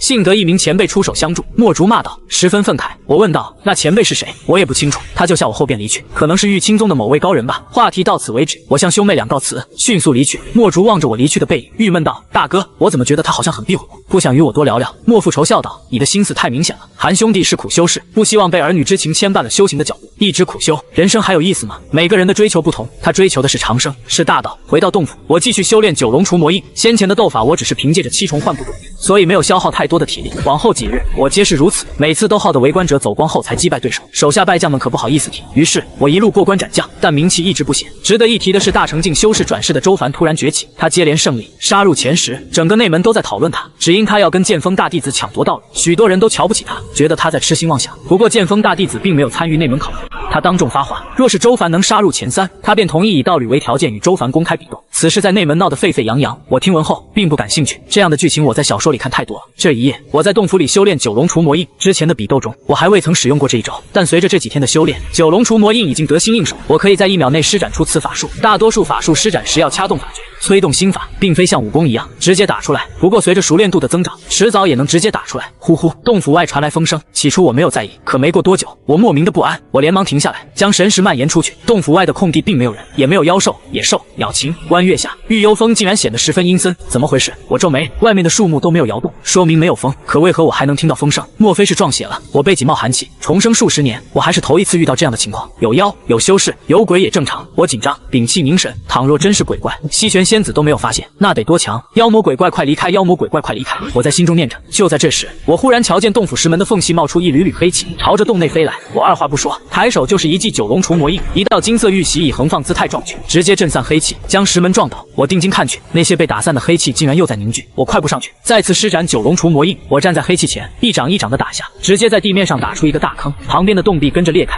这还是我精准把控下，否则一掌就能震塌整座洞府。等等，住手！停下！停下！一道哀嚎声跟着响起，我不由停手，皱眉俯视黑气。老夫是玉清宗的太上长老，你个后辈如此不尊重老前辈！黑气气急败坏的吼道，听得我愣住。太上长老！只见黑气迅速凝聚成人形，很矮，只有半米高。此人瘦骨嶙峋，穿着宽大的白袍，满头白发，正愤怒地仰视着我。我无奈道：前辈，深更半夜你潜入我洞府，你想作甚？太上长老没好气道：老夫只是在修炼神通，元神出窍，听闻你这座洞府有声响，忍不住好奇便进来瞧瞧。骂归骂，他心里很震惊，此子刚才施展的是什么法术，竟然差点将他诛杀，其灵力感觉已经不逊色于金丹境5层。玉清宗内门已经如此优秀，此事我得告诉我师父，前辈这样做很容易吓死弟子。我摇头道：我真的很无语，深更半夜修炼神通，装神弄鬼，刚才我就应该直接震杀这位太上长老的元神。别，老夫这不是一时起了玩心，老夫给你道歉。太上长老连忙说道。我乐了，问道：你认识我师父？嗨，其实你师父是我的徒儿，包括当今掌教也是。太上长老昂首挺胸，一副趾高气扬的模样。然而我面不改色，并没有动容。太上长老的笑容顿时垮下来，这后辈莫非不幸？我开口道：那今夜之事我当没有发生，你走吧。太上长老立即转身离去，刚走几步，他忽然回头问道：小子，老夫看你骨骼精奇，要不要继承老夫的衣钵？我挑眉问道：什么衣钵？老夫将盖世功法天罡金身传授于你，想练吗？整个玉清宗只有掌教与老夫会天罡金身，听起来好牛批。我眼睛一亮，可转念一想，不对劲，两人初次见面并不愉快，这老头为何传我功法？必定有诈，想坑我。我摇头道：算了，多谢前辈好意。太上长老的笑容再次凝固，他冷哼一声，拂袖离去。半个时辰后，我离开洞府，朝着御幽殿飞去。我来到大门前跪下，大门轰然打开，我迅速走进去。为何深夜到访？西玄仙子开口问道。她没有睁眼，我跪在她面前，将刚才发生的一切如实说出来。西玄仙子睁眼，紧蹙眉头，她心中不悦，这死老头又不安分，你差点杀了他。西玄仙子好奇地问道。我挠头道，前辈在修炼神通，我也只是能抵挡而已，这些都不重要。师傅，他会不会再来骚扰徒儿？徒儿可不想每晚担惊受怕。放心吧，明日为师就去找他，若是他敢再来，为师亲自动手。多谢师傅，我松了一口气，这下子我彻底放轻松。临走之前，我好奇地问道，师傅，天罡金身厉害吗？那位前辈想传授我此功法，厉害，堪称玉清宗最强功法，比玉清诀还要强横。不过练之前需要斩掉人根，我想破口大骂，果然那个老东西没安好心。等等，这样说来，太上长老和掌教已经，我发现了一个惊天八卦，只觉得三观碎了，此事不得外传。西玄仙子严肃道，徒儿明白。我说完便行礼，然后起身离去。回到洞府，我仍在想天罡金身，怪不得李清子即便喜欢西玄仙子，两人也未结道侣，还是前辈狠啊！同样是远离女人，他们直接斩断自己，我佩服。同时在心里给太上长老打上不可信的标签。次日天亮，我动身前往内门城池。内门考核前10强的斗法于正午正式开启。内门考核与内门大比不同，内门考核是通往精英弟子的途径，可以自由报名。内门大比则是18封斗法，决出排名，互相激励。斗法台已经搭建好，位于城池中央的广场上，长宽100丈，周围已经人山人海，不少弟子乘着飞剑悬浮在空中，十分壮观。师弟，你终于来了！常月儿立即扑上来，兴奋道：“御幽峰来了10数位弟子，全都围过来为我加油打气。”我看到这么多人，不由皱眉，这么多人怎么演？要不然干脆点，直接全秒了。我陷入犹豫中，我忽然感受到一道目光，扭头看去，周凡正在目光灼灼地盯着自己，充满战意，莫名其妙。我什么时候招惹他了？周凡想起莫复仇告诉他的话，此次内门考核中，他最大的对手便是我。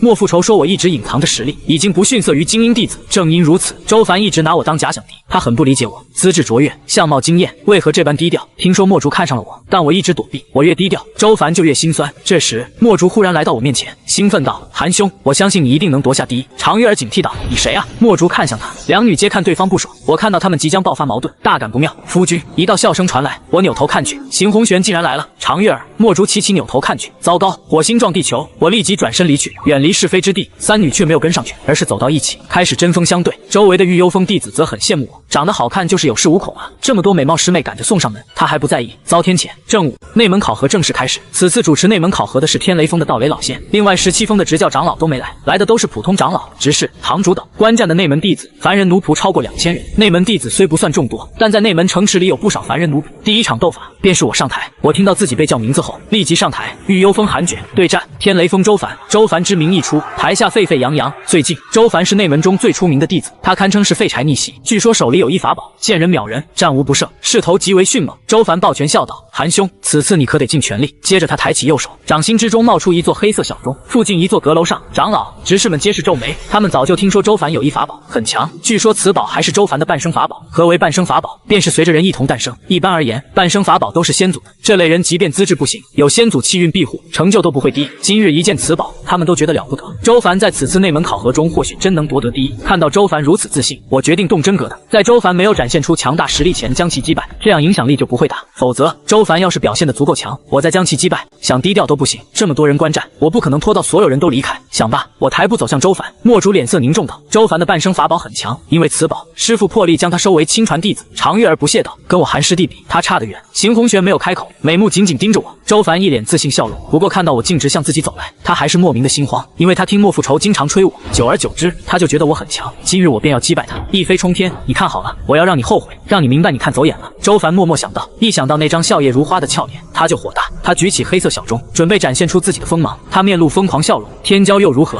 今日我周凡便要堂堂正正的击败天骄。咻！一道剑光闪耀，晃得周凡下意识闭目。噗！周凡被轰得吐血倒飞，犹如断了线的风筝，直接飞出斗法台。全场寂静，所有人都愣住了，他们都还没回过神来。斗法开始了，斗法又结束了，就连坐镇本次内门考核的道雷老仙都不由瞪大眼睛。我收手，身后的剑影迅速消失，只出现不到2秒。我转身朝着道雷老仙弯腰抱拳。道雷老仙回过神来，宣布道：“御幽峰我获胜！”全场轰动，男弟子们都在讨论，女弟子们看向我的目光都在放光。我迅速下台，消失于人海中。由于斗法台没有遭遇破坏，第2场斗法很快便开始。周凡在一群天雷峰弟子的搀扶下退出人群，他嘴角还挂着血迹，脸色苍白，双目无神，整个人失魂落魄。打击太大了，他都不清楚自己是怎么败的。但被3清绝影剑撞上的瞬间，他嗅到了死亡的气息。前一秒他还信心满满，后一秒他就掉下斗法台。周凡恨不得找个地缝钻进去，他明白自己要变成笑话了。常月儿、邢红玄、墨竹找了一圈都没找到我，我隐藏在人群中，默默观战。1个时辰后，5强决出，5位弟子将抽签决出轮空者。轮空空者直接晋级前3强，弟子们都没有意见。到了这一步，大家的实力差距都不大，谁都可能前3。运气本就是修行之路上不可或缺的东西。我要是自己轮空成为前3强，是不是可以直接放弃？反正前3可以选择先天洞府，可以这样的话，我的影响就会降到最低。我默默祈祷，轮空者玉幽风寒绝。道雷老仙开口宣布道，其他4位弟子向我投来羡慕以及警惕的目光，他们都目睹我秒胜周凡，这厮的灵力都没有怎么消耗，完全是全胜状态。我狂喜，默默走下台去。常月儿3女立即围过来，让我来不及逃走。师弟，这次你很有希望夺得第一啊！常月儿兴奋道。墨竹、邢红玄也很激动，他们都爱慕我，自然希望看到我出尽风头。我摇头道，我不行，走到这里已经很不容易。正往这里挤过来的周凡一听，差点没憋过去。他还想请教我击败自己的那一招是什么法术，结果听到这样的话，周凡气急攻心，忍不住喷血，将前面一名弟子喷得满头是血。他连忙转身离去，我扭头看去，已经瞧不见周凡的身影。接下来的2场斗法都无比精彩，法器、法术、身法、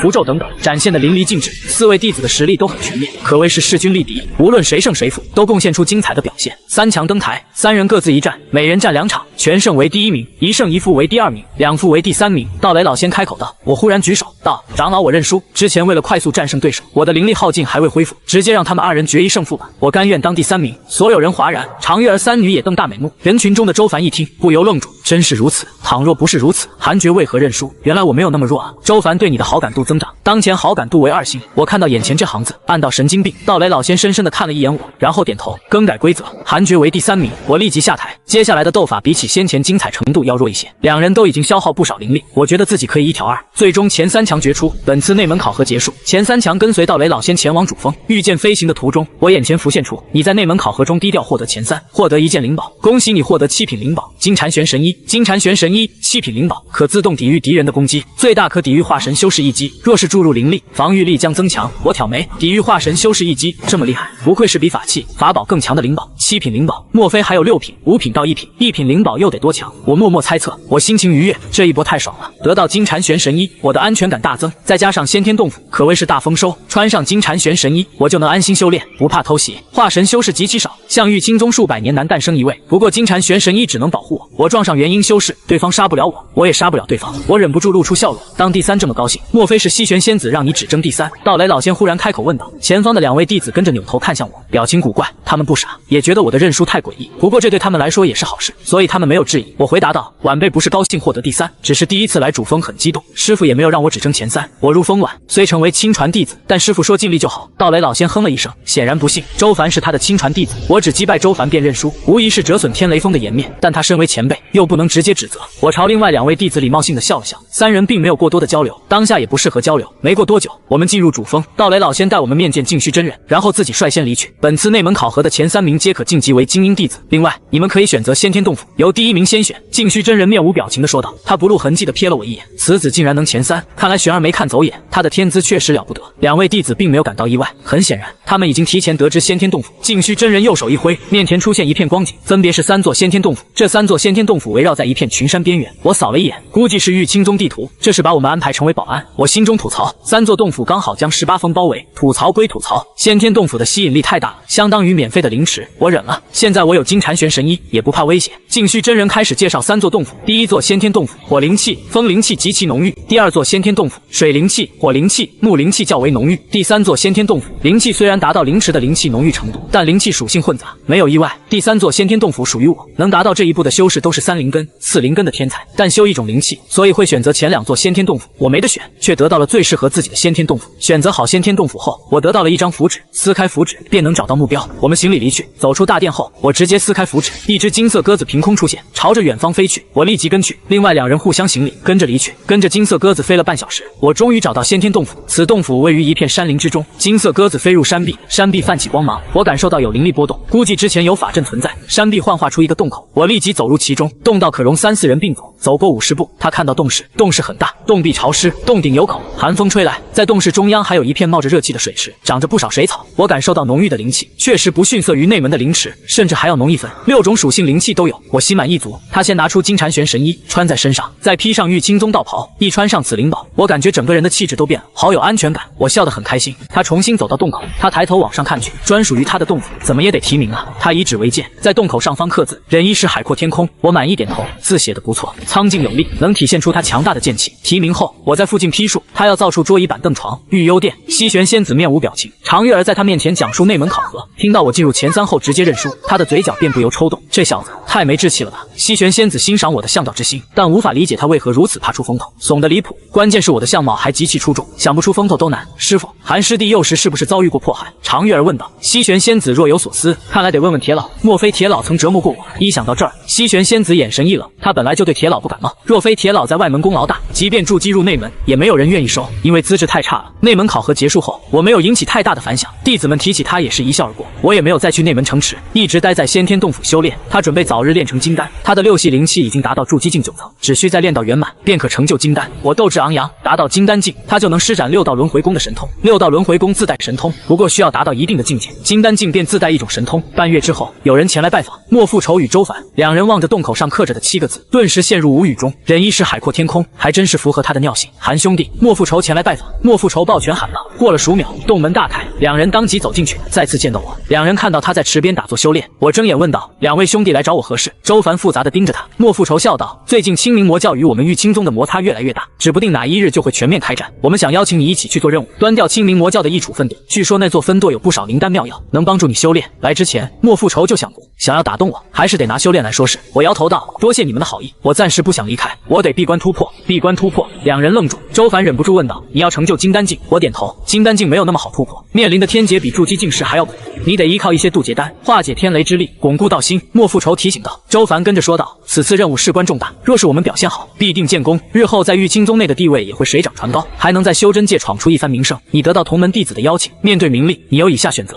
答应他们一同去建功，可获得一块下品灵石；二，拒绝他们低调修炼，可获得一件法器。我眼前忽然冒出3行字，这还用选？我义正言辞道：抱歉，我对名利不感兴趣，只想踏踏实实修炼。他日若是玉清宗有难，我必然奋不顾身，粉身碎骨。但当下我不想离开玉清宗，任凭莫复仇、周凡如何劝解，我就是不松口。两人只能无奈离去。离开洞府后，两人飞出一段距离，周凡忍不住道：他虽然厉害，但未免太胆小了吧？说得好听，在周凡看来就是怕死。他从玉幽峰弟子嘴里打听过，我什么都好，就是胆子太小。莫复仇这一次没有帮我开脱，叹气道：修行一世，不能一直闭关，你我皆凡人，还是得争机缘，走着瞧吧，他迟早会醒悟。周凡点头，他忽然期待此次任务之行，一旦得到那些灵丹妙药，他或许能超越我。一想到这里，周凡心里火热。之前在内门考核中被我直接秒了，给他心里造成了极大的创伤。他虽不恨我，但一直想要找回颜面。恭喜你获得小乾坤腰带，小乾坤腰带蕴含一片庞大芥子空间，可当储物戒、储物袋使用。腰带收缩自如，不易被摧毁。我挑眉看向手中的小乾坤腰带，小乾坤腰带如同一幅画卷，只是这幅画卷很窄。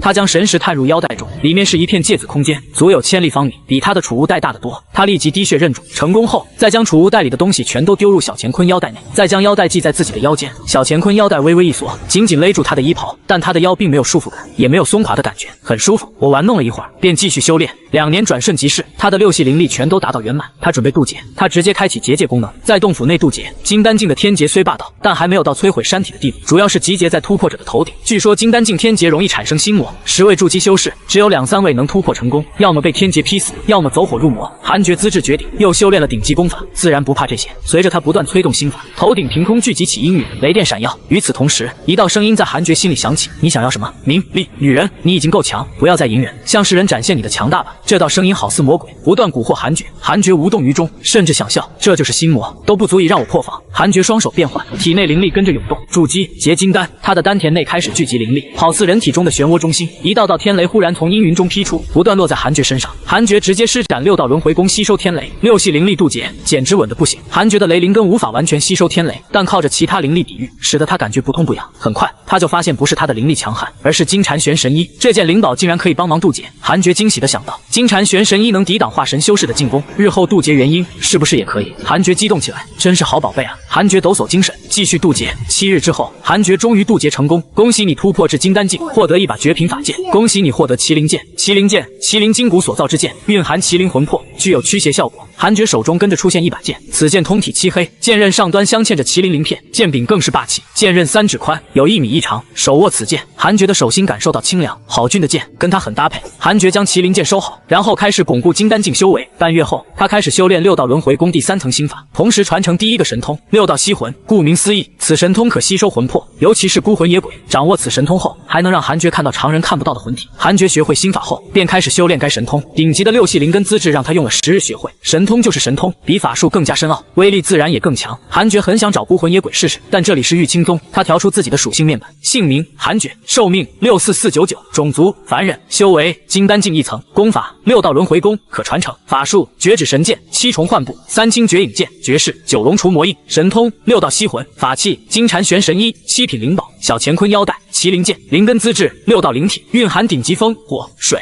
土木雷灵根，增加一定气运。先天气运如下：绝世无双，仙姿魅力顶级，天命剑痴，剑道资质顶级，剑道悟性顶级，身法绝尘，身法资质顶级，先帝后裔，获得一部绝世修仙功法，1000块上品灵石。查看人际关系，寿命长到了499岁，还不错，400多年足够他突破到元婴境，用时超过100年。就算他输，韩觉得意的想到，他忽然想起来，内门考核结束后，他还没跟西玄仙子告别过，有失礼数。韩觉当即起身离去。离开洞府后，他飞往玉清宗内门，方向很好辨别，18风太引人瞩目。韩觉一边御剑飞行，一边查看人际关系，众头像的好感度、仇恨度几乎没有变化。他点开邮件，你的好友李青子遭遇魔修袭击，你的好友李青子遭遇魔修袭击，省略数十封提醒，你的好友李青子遭遇魔修袭击，身受重伤，侥幸逃脱。韩觉愣住，掌教被魔修袭击，这么多邮件，看样子很惨啊。韩觉不由紧张起来，莫非清明魔教很快就要袭击玉清宗？一边想着，韩觉一边到达玉幽峰。他迅速来到玉幽殿前跪拜，大门打开，他起身入殿。韩师弟，你终于舍得回来。常月儿幽怨道。韩觉挑眉，这丫头莫非真是西玄仙子的亲戚？怎么每次来都能撞见她？常月儿的修为已经提升到筑基境5层，这般速度放在寻常人之中确实算得上快，但跟韩觉不能比，完全不能比。韩觉跪拜在西玄仙子面前，道：徒儿拜见师傅。内门考核结束后，徒儿急着修炼，忘记来拜访您老人家。西玄仙子眼睛一眯，问道：你还知道回来？为师以为你已经背叛师门。韩觉汗颜，他正要解释，西玄仙子继续说道：玉清宗即将迎来前所未有的灾难，为师给你一个机会，你可以直接离开玉清宗。听到西玄仙子的话，韩觉第一反应是西玄仙子在开玩笑。这时他眼前忽然浮现出3行字：玉清宗掌教遭遇危难，生死未卜，你有以下选择：一、离开玉清宗，流浪修真界，可获得1瓶聚气丹；二、留在玉清宗，直至玉清宗覆灭，或者清明魔教放弃针对玉清宗，可获得1件法器、1本法术秘籍。韩觉皱眉，他下意识就想第一个选择，远离危险。不过转念一想，我穿着金蝉玄神衣，我怕什么？韩觉问道：那师傅您呢？西玄仙子一脸平静回答道：为师与玉清宗生死共存。常月儿欲言又止，韩觉认真道：那徒儿便随师傅生死共存，做任务，顺便刷好感度。西玄仙子对你的好感增长，当前的好感度为3星，3星了，再涨1颗星，是不是可以发展成道侣？韩觉脑海里冒出这样一个念头，想歪了。我心想道：不得龌龊。西玄仙子面不改色，问道：当真？你不是怕死？人固有一死，或轻于鸿毛，或重于泰山。我追求长生，但也不想弃师傅而去。为师并没有教你什么，虽未教导，但恩情深重。师傅多次为徒儿争取机缘，还帮徒儿摆平一些潜在的麻烦，徒儿都记在心里。这番话他倒说的是真话。重生在世，活了60多载，西玄仙子算是对他最好的人。邢红玄虽然对他最有好感，但曾经威胁过他。自他拜入西玄仙子门下，西玄仙子未曾为难过他，即便他没有按照西玄仙子的吩咐做事，西玄仙子也没有责怪过他。这样一位好师傅，韩觉还真不想让他死去。不过若是遇到不可抗拒的敌人，那韩觉还得先保自己的命。人生的主线任务不能乱，长生，长生，长生。听完韩觉的一番肺腑之言后，西玄仙子露出笑容，心中充满欣慰。不愧是我玉幽峰的弟子，不过事情还未严重到宗门解散的地步，掌教失踪，但玉清宗的底蕴还在。为师只是看你平日里极其怕死，便让你提前离去。西玄仙子笑道。韩觉点头，问道：掌教是在哪里失踪的？他去调查清明魔教。原来如此，韩觉顿时放心。要是在玉清宗被人掳走，那还得了。清明魔教围攻李青子数十次，都只是将李青子重伤，看样子应该没有化神存在。那样的话，韩觉就不虚火了。原因打不死他，最近修行上可有困惑之处？西玄仙子问道，眼神柔和。说起来，他还未真正教导过这位徒儿。韩觉摇头道：没有，就不劳师傅费心了。跟着西玄仙子修炼，岂不是会暴露他金丹境的修为？到时候要是传到宗门长老们耳中，指不定要拉着他去当劳动力。西玄仙子一听，顿时哼道：那就滚吧，谨遵师令。韩觉离去，他刚出殿，西玄仙子拿出一个储物袋递给常月儿，道：按照我说的帮你师弟。常月儿点头，兴奋的起身。韩觉刚飞出玉幽峰，就听到身后传来破空声，他扭头看去，常月儿御剑追来，韩师弟，等等师姐。常月儿招手喊道，满脸开心的笑容。韩觉皱眉，跟着停下来。常月儿来到他身旁，扬了扬手中的储物袋，道：这里面有一套法阵以及一些灵草种子，师傅让我帮你布阵，以及种植灵草，增长你洞府内的灵气。韩觉一听，眉头顿时舒展开来，抱拳道：多谢师傅，多谢师姐。常月儿笑得更加开心。两人继续飞往先天洞府，来到洞府门口，常月儿看到石门上的字，神情古怪，喃喃道：忍一时海阔天空。这名字，韩觉面无表情，率先入洞，常月儿紧随其后。他停在洞道边缘，从储物袋里拿出法阵器材，开始布阵。韩觉转身回来，站在他身后，认真观察，学习如何列阵，对以后也有好处。常月儿注意到他在身后，不由更加认真，弄了近1个时辰，常月儿才布好阵法。开关被他镶嵌在洞壁上，是一块玉石，往里面注入灵力便可启动。此阵法可以隐藏洞口，若是强行闯入，将置身于幻境之中，无法自拔。韩觉感慨道：“没想到你还会这些。”常玉儿得意笑道：“你以为我经常跟着师傅是在学什么？别看我修为不如你，炼丹、制符、布阵、驱邪等等，我都会。”韩觉对他刮目相看。常玉儿转身走入洞府内，他打量了一番，然后走到池边，开始种植灵草。他日我若成仙，让你给我当药童，你得好好增长你这些能力。韩觉笑道。常玉儿哼道：“想得美，我可是你师姐，我要当也得当。”哼哼，他忽然笑了起来。韩觉装傻，没有接话。常玉儿自讨没趣，继续种植灵草。一盏茶时间后，他种完了所有种子。韩觉连忙道谢：“就这样吧，不打扰你修炼了。过段时间，师姐搬过来跟你作伴，如何？”常玉儿掩嘴笑问道，还朝韩觉抛了一个媚眼。韩觉警惕，问道：“你想蹭我的洞府？”常玉儿丢给他一个白眼，气得转身就走。等他离开洞府后，韩觉才长出一口气。他拍了拍胸膛，喃喃道：“韩觉啊，韩觉，想保住你的身躯真难啊。”韩觉走到洞口，将法阵启动后，便回到木床上开始修炼。金丹境一层可满足不了他，练成6道轮回功第3层后，他的内气速度远超从前，再加上先天洞府的浓郁灵气，他修炼得很愉快。一晃眼5年转瞬即逝。韩觉的雷灵根修炼到金丹境3层，其他灵根则还未修炼。他打算先将雷灵根修炼到金丹境9层，再修炼其他灵根。毕竟清明魔教随时都可能来袭，他的寿命也得到少许增长。修行之路有许多增长寿命的办法，例如丹药、天材地宝、功法等。韩觉的寿命大限只是他最基础的寿命限制，倘若修为无法突破，还可利用其他办法增长。这5年里，玉清宗平安无事，然而掌教李清子经常遭遇魔修追杀，一直重伤。莫复仇、周凡也时常遭遇魔修袭击，看来他们闯荡得很精彩。每当看到他们被魔修袭击，韩觉就很庆幸，幸好没有跟他们一起混。韩觉此时还在修炼，眼前忽然浮现出一行字：检测到先天气运者，是否查看其来历？先天气运者，韩觉皱眉，难道洞府外有人？他连忙查看其来历。陈三天，天生魔胎，对魔道功法有着极强的亲和力。年幼时随着父母流浪，父母被流寇杀害，意外觉醒魔胎。年仅7岁的他将上百位流寇诛杀，杀心释放，从此一发不可收拾，直至加入清明魔教，如鱼得水。如今位列清明魔教核心大弟子，果然是清明魔教的人。核心大弟子，也就是说还没有达到长老级别。按照韩觉的了解，清明魔教与玉清宗的实力相差不多。陈三天顶破天，也就是金丹境9层的修为。此人来玉清宗作甚？就他一人，还是隐藏着大部队？韩觉起身，小心翼翼地来到洞口，他往外看去，只见一名黑衣男子从不远处的树林里走出，鬼鬼祟祟。韩觉竟然感觉不到他的气息，若非亲眼所见，他可能发现不了陈三天。除了陈三天，并无他人。陈三天走到洞府门口，他的目光落在山壁上的一行字：忍一时海阔天空。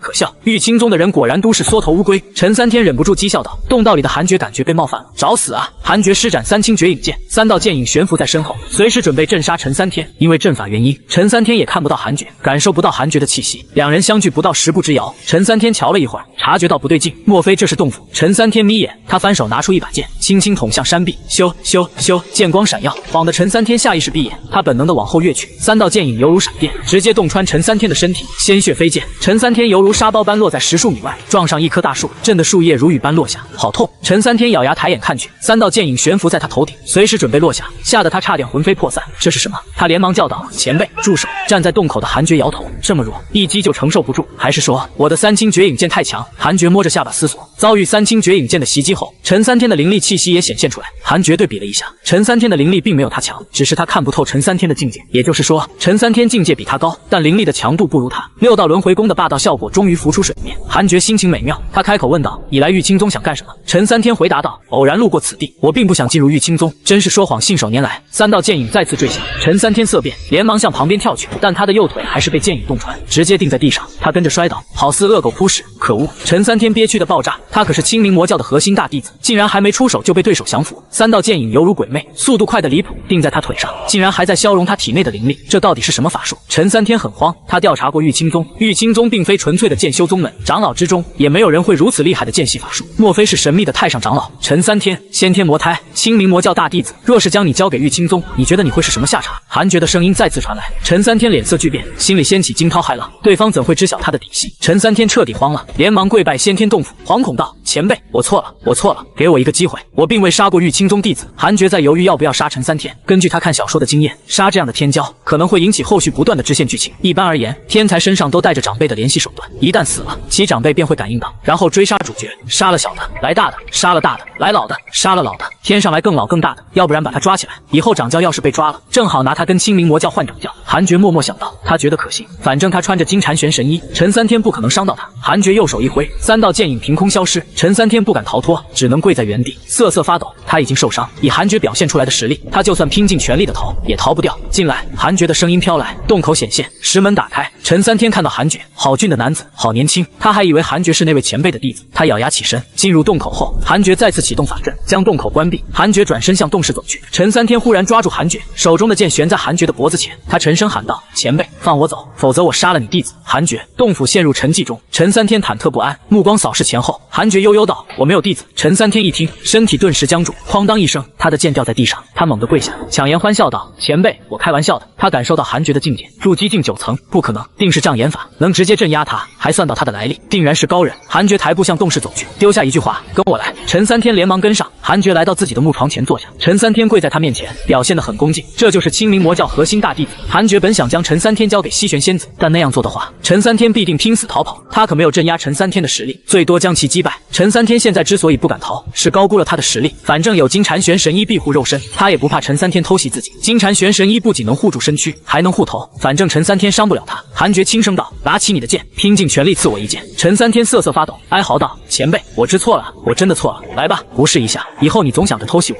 我不敢。你来，我不怪你。前辈，我给您磕头。”陈三天差点哭了，连忙给韩绝磕头。他还以为韩绝在给他下套，找理由诛杀他，反正他出手绝对没有好下场。韩绝无语，我有这么可怕？他之前看陈三天的来历介绍，还以为此人极其凶残，宁死不屈，没想到这么从刑。从今日起，你就待在这里，替我种植灵草，打扫卫生，你也可以在这里修炼。韩绝吩咐道：“好，那我什么时候能离开？”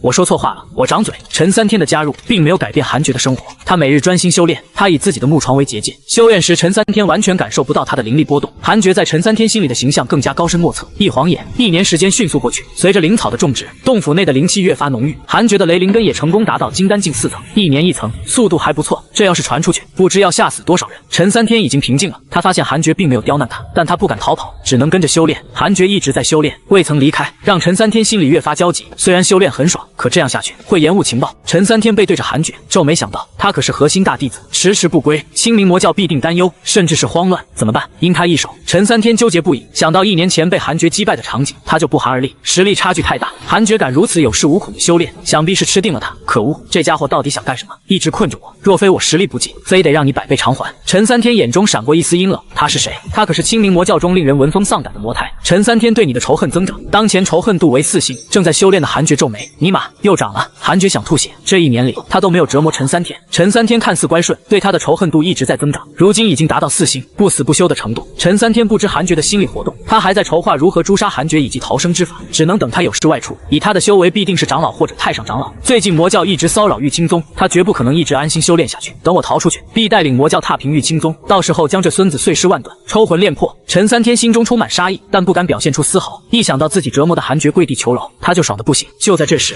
咻咻咻，熟悉的破空声传来。陈三天还未来得及反应，3道剑影洞穿他的胸膛，血洒一地。陈三天瞪大眼睛，眼中布满血丝，他难以置信地扭头看去，韩绝面无表情，右手一招，3清绝影剑回旋，将其头颅轰爆。天生魔胎陈三天足，这一次比1年前还要干脆。陈三天都来不及躲，直到陈三天死，韩绝都不清楚他的实力到底如何。陈三天早已放松警惕，以为韩绝会留着他大用，哪曾想到会在今日被杀。陈三天的尸体倒地，一个光球从他体内冒出。韩绝挑眉，莫非？光球迅速变化，变成一道人影。此人面容苍老，眼神充满邪气。他先是瞥了陈三天的尸体一眼，然后死死地盯着韩绝。洞府内一片沉默。韩绝叹气，没想到真有老的要来。老者冷哼道：“叹气是因为后悔，杀我徒儿，你死定了，报上名来。”韩绝面无表情道：“在下曹操，你呢？清明魔教张困魔，等死吧你！”张困魔说完便消失不见。张困魔对你产生仇恨，当前仇恨度为5星，5星很高啊。韩绝心里慌的一批，他连忙查看人际关系，又松了一口气。元婴境8层，就这。听口气，韩绝还以为他是化神强者，不过如此。韩绝起身，开始搜寻陈三天的储物袋。储物界，人死后，储物界、储物袋的认主印记便自动消失。这小子挺富的，灵石、丹药数不胜数，还有许多符纸、符咒，法器倒是很少，秘籍更是一本没有。出门在外，只带钱。韩绝将东西全都倒入小乾坤腰带内，他右手一挥，火灵力化为烈焰包裹陈三天的尸体，将其烧为灰烬。韩绝重新回到床上，继续修炼。时光匆匆，8年快速过去，韩绝终于达到金丹境9层。除了雷灵根，其他5个灵根仍是金丹境1层。这般突破速度要是传出去，没人敢信。韩绝开始修行风灵根，风灵根能助长他的飞行速度，适合跑路。半月之后，有人拜访，邢洪玄夫君在吗？听到这句话，韩绝的嘴角一抽。这么多年过去，邢洪玄的修为已经达到筑基境3层，看来净虚真人对他挺好的。之前他还是炼气境时，突破速度可没有这么快。韩绝想了想，挥手关闭洞口的法阵，石门大开。邢洪玄迅速走进来，一看到韩绝，他便眉开开眼笑。他先是打量了一下洞府内的情况，然后走到韩爵身旁坐下，跟着就贴在韩爵身上。韩爵皱眉道：“邢姑娘自重，我还没答应要当你夫君。”邢红玄撇嘴道：“之前在外门，你不是很激动吗？”韩爵心中尴尬，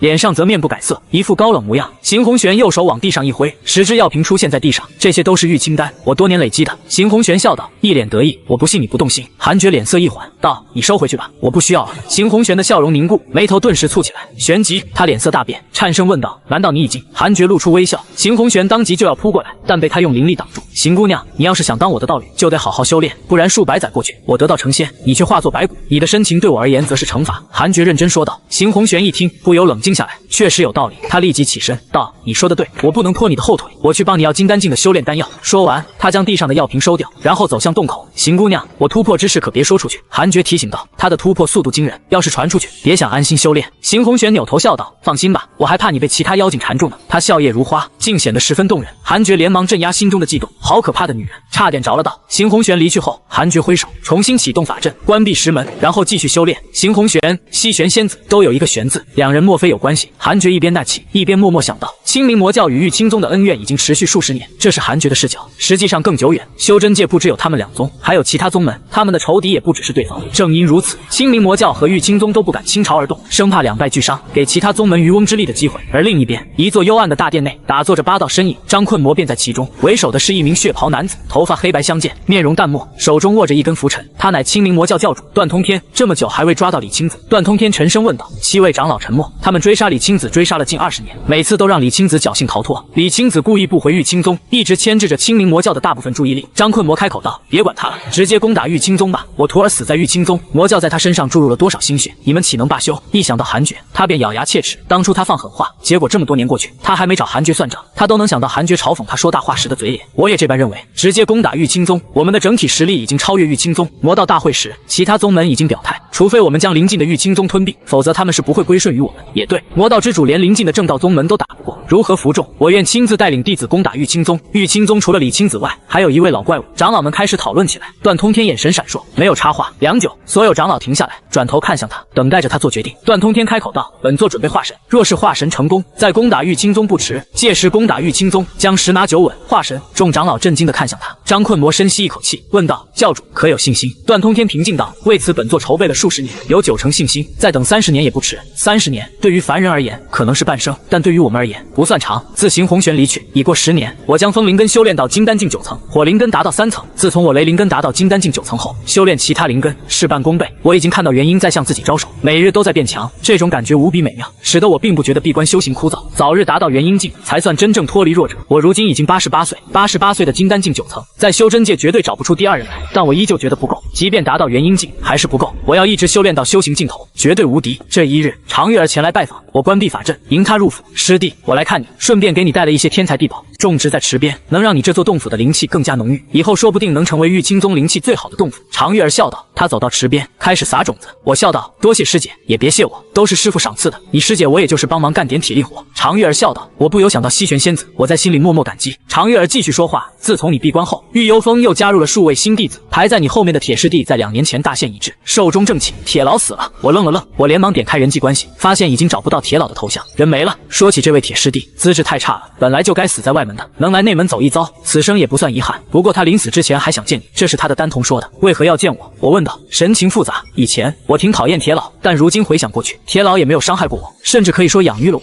铁老的去世让我心中对其的厌恶荡然无存，甚至还有些惆怅。这便是修行之路，总有人死在路上，老子绝不能死在半路上。我追求长生的心更加坚定。常玉儿摇头道：“我怎么知道？你们之前认识？我与铁老相识，此事只有少数人知晓，并不包括常玉儿。认不认识已经不重要。师姐，好好修炼吧，要是连你也死了，师弟会伤心的。”我认真说道，这番话是真心实意的。来到这个世界，我认识的人不多，关系好的更是屈指可数。常玉儿扭头看向我，展颜笑道：“哼，臭师弟，我还以为你心里压根没有我。”我笑着摇头。两人开始闲聊，大部分时候都是常玉儿在说宗门内发生的事情。周凡已经彻底崛起，成为内门的风云人物，他以筑基修为挑战剑锋大弟子成功，夺得道侣，轰动全宗。但在成婚第2日，他又将那位女子休掉，引得内门非议。如今周凡与莫复仇已经成为天雷锋的牌面，皆为亲传弟子，莫复仇更是核心弟子身份。邢红玄一直待在主峰修炼，倒是没有什么名气。好了，师姐该回去修炼了，争取陪师弟在修行路上多走一段路。常月儿俏皮一笑，然后起身离去。我叹了一口气，常月儿虽是开玩笑，但这番话落在我耳中却是心酸的真话。我是要长生的人，常月儿的资质远不如我，肯定没有我活得久。不过我也不是矫情的人，很快便调整好心态，以后要是有能力，也可以拉一把亲近之人，例如西玄仙子、常月儿、邢红玄、墨竹，要不要算一个？我默默考虑，我忽然抬起右手，以指为剑，隔空对着洞壁写了2个字：铁老。我起身，朝着铁老的名字弯腰行礼，这一拜算是迟来的送别，望铁老来世能投一个好人家。之后我继续打坐修炼，又是10年，我的火灵根也修炼到金丹境9层，水灵根修为达到金丹境7层，还剩下土灵根、木灵根未修炼，这般速度已经是神速。但我有些不满，我开始翻小乾坤腰带，查看陈3天留下的丹药。陈3天也是金丹境修士，或许有金丹境专门修炼的丹药，可惜没有。这厮的丹药大多是毒药、媚药以及各种下3滥的药，不愧是你妈的魔教中人。我忍不住破口大骂，没有丹药辅助，我只能硬着头皮继续苦修。即便如此，我距离元婴境也越来越近。2年后，水灵根也终于达到金丹境9层，我开始修炼木灵根。我眼前忽然出现一行行字：恭喜你满100岁，开启模拟试炼功能。模拟试炼，你可以设定对手的修为和实力档次，进行模拟对战，也可以检测方圆100里内的所有生灵，复制其实力与之对战，战斗结果不会影响现实身体、精神状况，次数无限。模拟试炼还可以检测方圆100里内的生灵。我愣住，旋即惊喜，这是神迹啊！我一直摸不清楚自己到底有多强，终于可以试试。我立即开启模拟试炼，双目不由闭上。我来到一片黑暗空间内，你可以选择人际关系中的人物当对手实力模板。我立即选择李青子，我想看看自己和掌教实力差距多少。很快，李青子便出现在我正前方。这位李青子面无表情，很像傀儡。战斗开始，李青子直接拿出一把金色尺子朝我袭来。我拿出麒麟剑，脚踏7重幻步与李青子拉开距离。我快速施展3清绝影剑，3道剑影凭空出现，朝李青子杀去。李青子快速挥尺击散剑影，追杀我。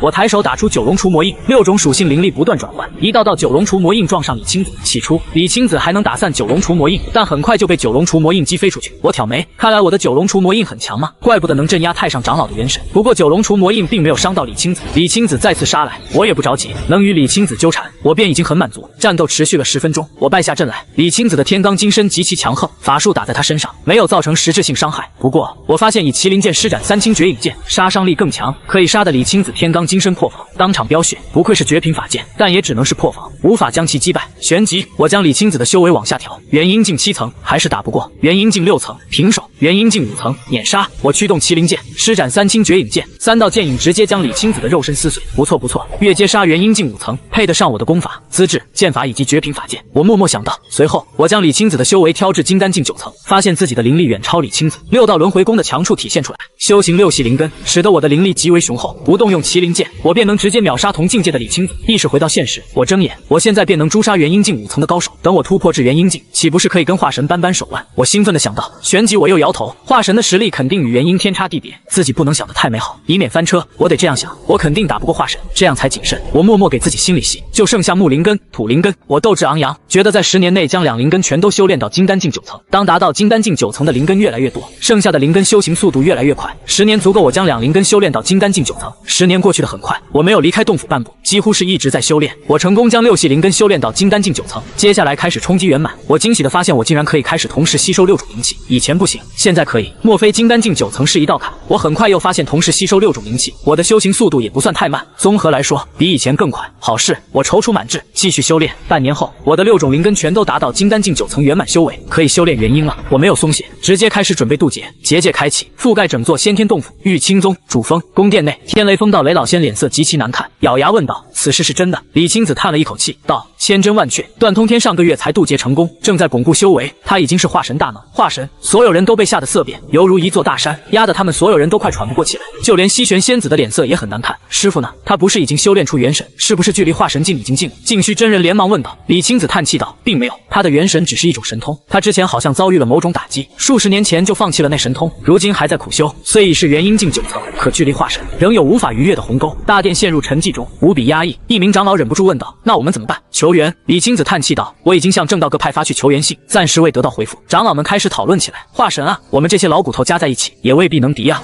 清明魔教除了段通天，元婴修士可不少。哎，天煞的魔教竟然出了一位化神，玉清宗的大劫终于还是来了。正面对抗肯定打不赢，要不然我们逃怎么逃？逃到哪里去？数百年的基业不要了。长老们七嘴八舌，个个语气都很不好。面临如此大劫，没有人能平静说话。李清子叹气，满脸忧愁。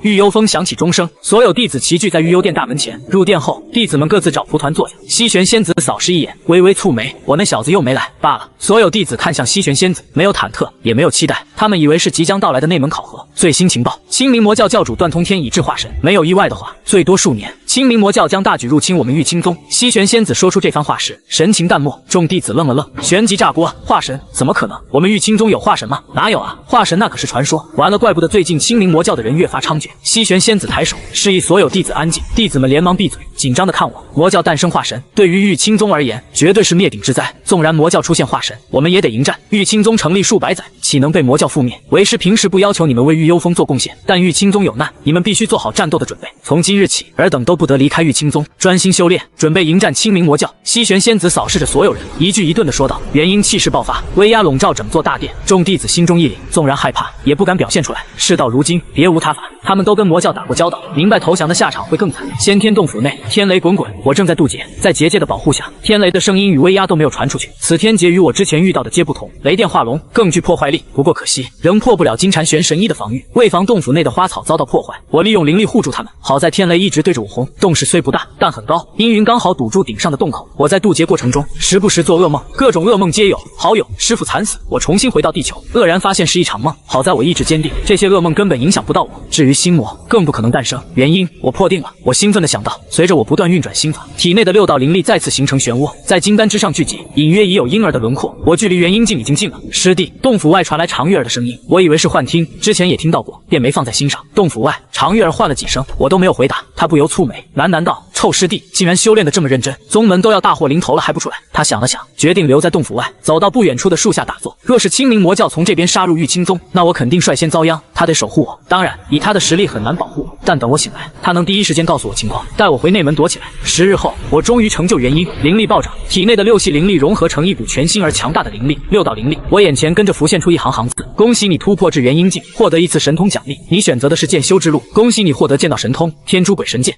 天竺鬼神剑，好中二，好羞耻啊！我兴奋地想到，立即开始传承此剑道神通。纵然是神通，但也是剑道，对我而言领悟并不难。神通与法术不同，悟了就是悟了，无需再动手修炼。当然，顿悟后仍可继续修炼，增强熟练度。洞府外，常玉儿正在打坐修炼，已习惯在这附近修炼。他睁眼看向先天洞府，喃喃道：“臭师弟，还不出来？得亏魔教没有在这时候入侵。”他多次想离去，又怕错过我出关的时间。常玉儿叹了一口气，再次闭目。谁叫他喜欢我呢？多等等吧。次日，我成功掌握天竺鬼神剑。我点开属性面板，修为元婴境1层，功法6道轮回功可传承，法术绝指神剑、7重幻步、3清绝影剑，绝世9龙除魔印，神通6道吸魂天竺鬼神剑，法器金蝉玄神衣、7品灵宝小乾坤腰带、麒麟剑，灵根资质6道灵体，蕴含顶级风、火、水、土、木、雷灵根，增加一定气运，寿命暴涨到988岁，这才是元婴境1层。等到9层，必定能破1000岁，爽！我得意一笑，不准备离开洞府，打算继续修炼。我忽然发现常玉儿还在洞府外打坐修炼，之前我就听到过她的声音，但正在突破，以为是幻听。我犹豫要不要出洞府，不过我看她正在修炼，似乎没有急事。这丫头果然想蹭我的洞府灵气，一想到洞府内的灵草都是她种的，我也就默许了，继续修炼。1年后，常玉儿猛地起身，惊恐地望着远方，只见玉清宗18峰上空出现阵阵雷雨，剧烈翻涌，遮天蔽日。玉清宗西侧，一名魔修从树林里杀出，御剑飞行，疾驰向玉清宗，浩浩荡荡，魔气汇聚在一起，犹如一片黑海。魔教来袭，常玉儿顿时慌了，她下意识想呼喊我，但转念一想，魔教从另一个方向袭击玉清宗，我的洞府刚好避开，此刻惊动我，带我回内门，必定凶多吉少。常玉儿咬牙，纵身一跃，御剑飞向玉幽峰。洞府内，我正在修炼，眼前忽然出现提示：你的宗门玉清宗正在遭遇清明魔教的袭击。我愣了愣，连忙将神识扫出去，正好看到清明魔教大举冲向玉清宗的壮观场景。怎么突然打起来了？我已是元婴境强者，实力远超从前，自然不慌。但魔教此次入侵规模如此大，我觉得还是得谨慎点。我没有立即去支援，我开启模拟试炼功能，检测玉清宗内部的所有人，让系统探寻出最强者。段通天化神境1层，清明魔教教主化神！我顿时打了一个激灵，这么猛，我的第一反应是跑路。玉清宗肯定顶不住，冷静点，我已经今非昔比，金丹境便能杀元婴境。我决定先试试断通天的实力，看看已经修得天诛鬼神剑的我能不能对抗断通天。我的意识立即进入试炼空间，战斗开始。1分钟后，我睁眼，面露古怪之色，我喃喃自语：就这。我发现自己低估了自己的实力。我手握绝品法剑，修炼先帝传承功法，体质是6道灵体，还修的神通，不能用凡人的概念来套自己。我起身，准备前往玉清宗看看。昔日繁华的玉清宗已狼烟四起，内门城池被毁成废墟，到处都是尸体。18峰之上放眼望去，全是战斗的身影。曹操，曹操，滚出来受死！陈3天的师傅张困魔悬浮在空中，怒声咆哮，双目充血，愤怒至极。张困魔快要气死了。来玉清宗这么久，曹操还不现身，莫非跑了？他憋了数十年，就等着今日为爱徒复仇，结果找不到仇敌，心中别提多憋屈。张困魔扭头看向玉清宗主峰，巍峨的主峰已燃起熊熊烈火，火势卷天，壮观无比。教主应该快要结束了吧？张困魔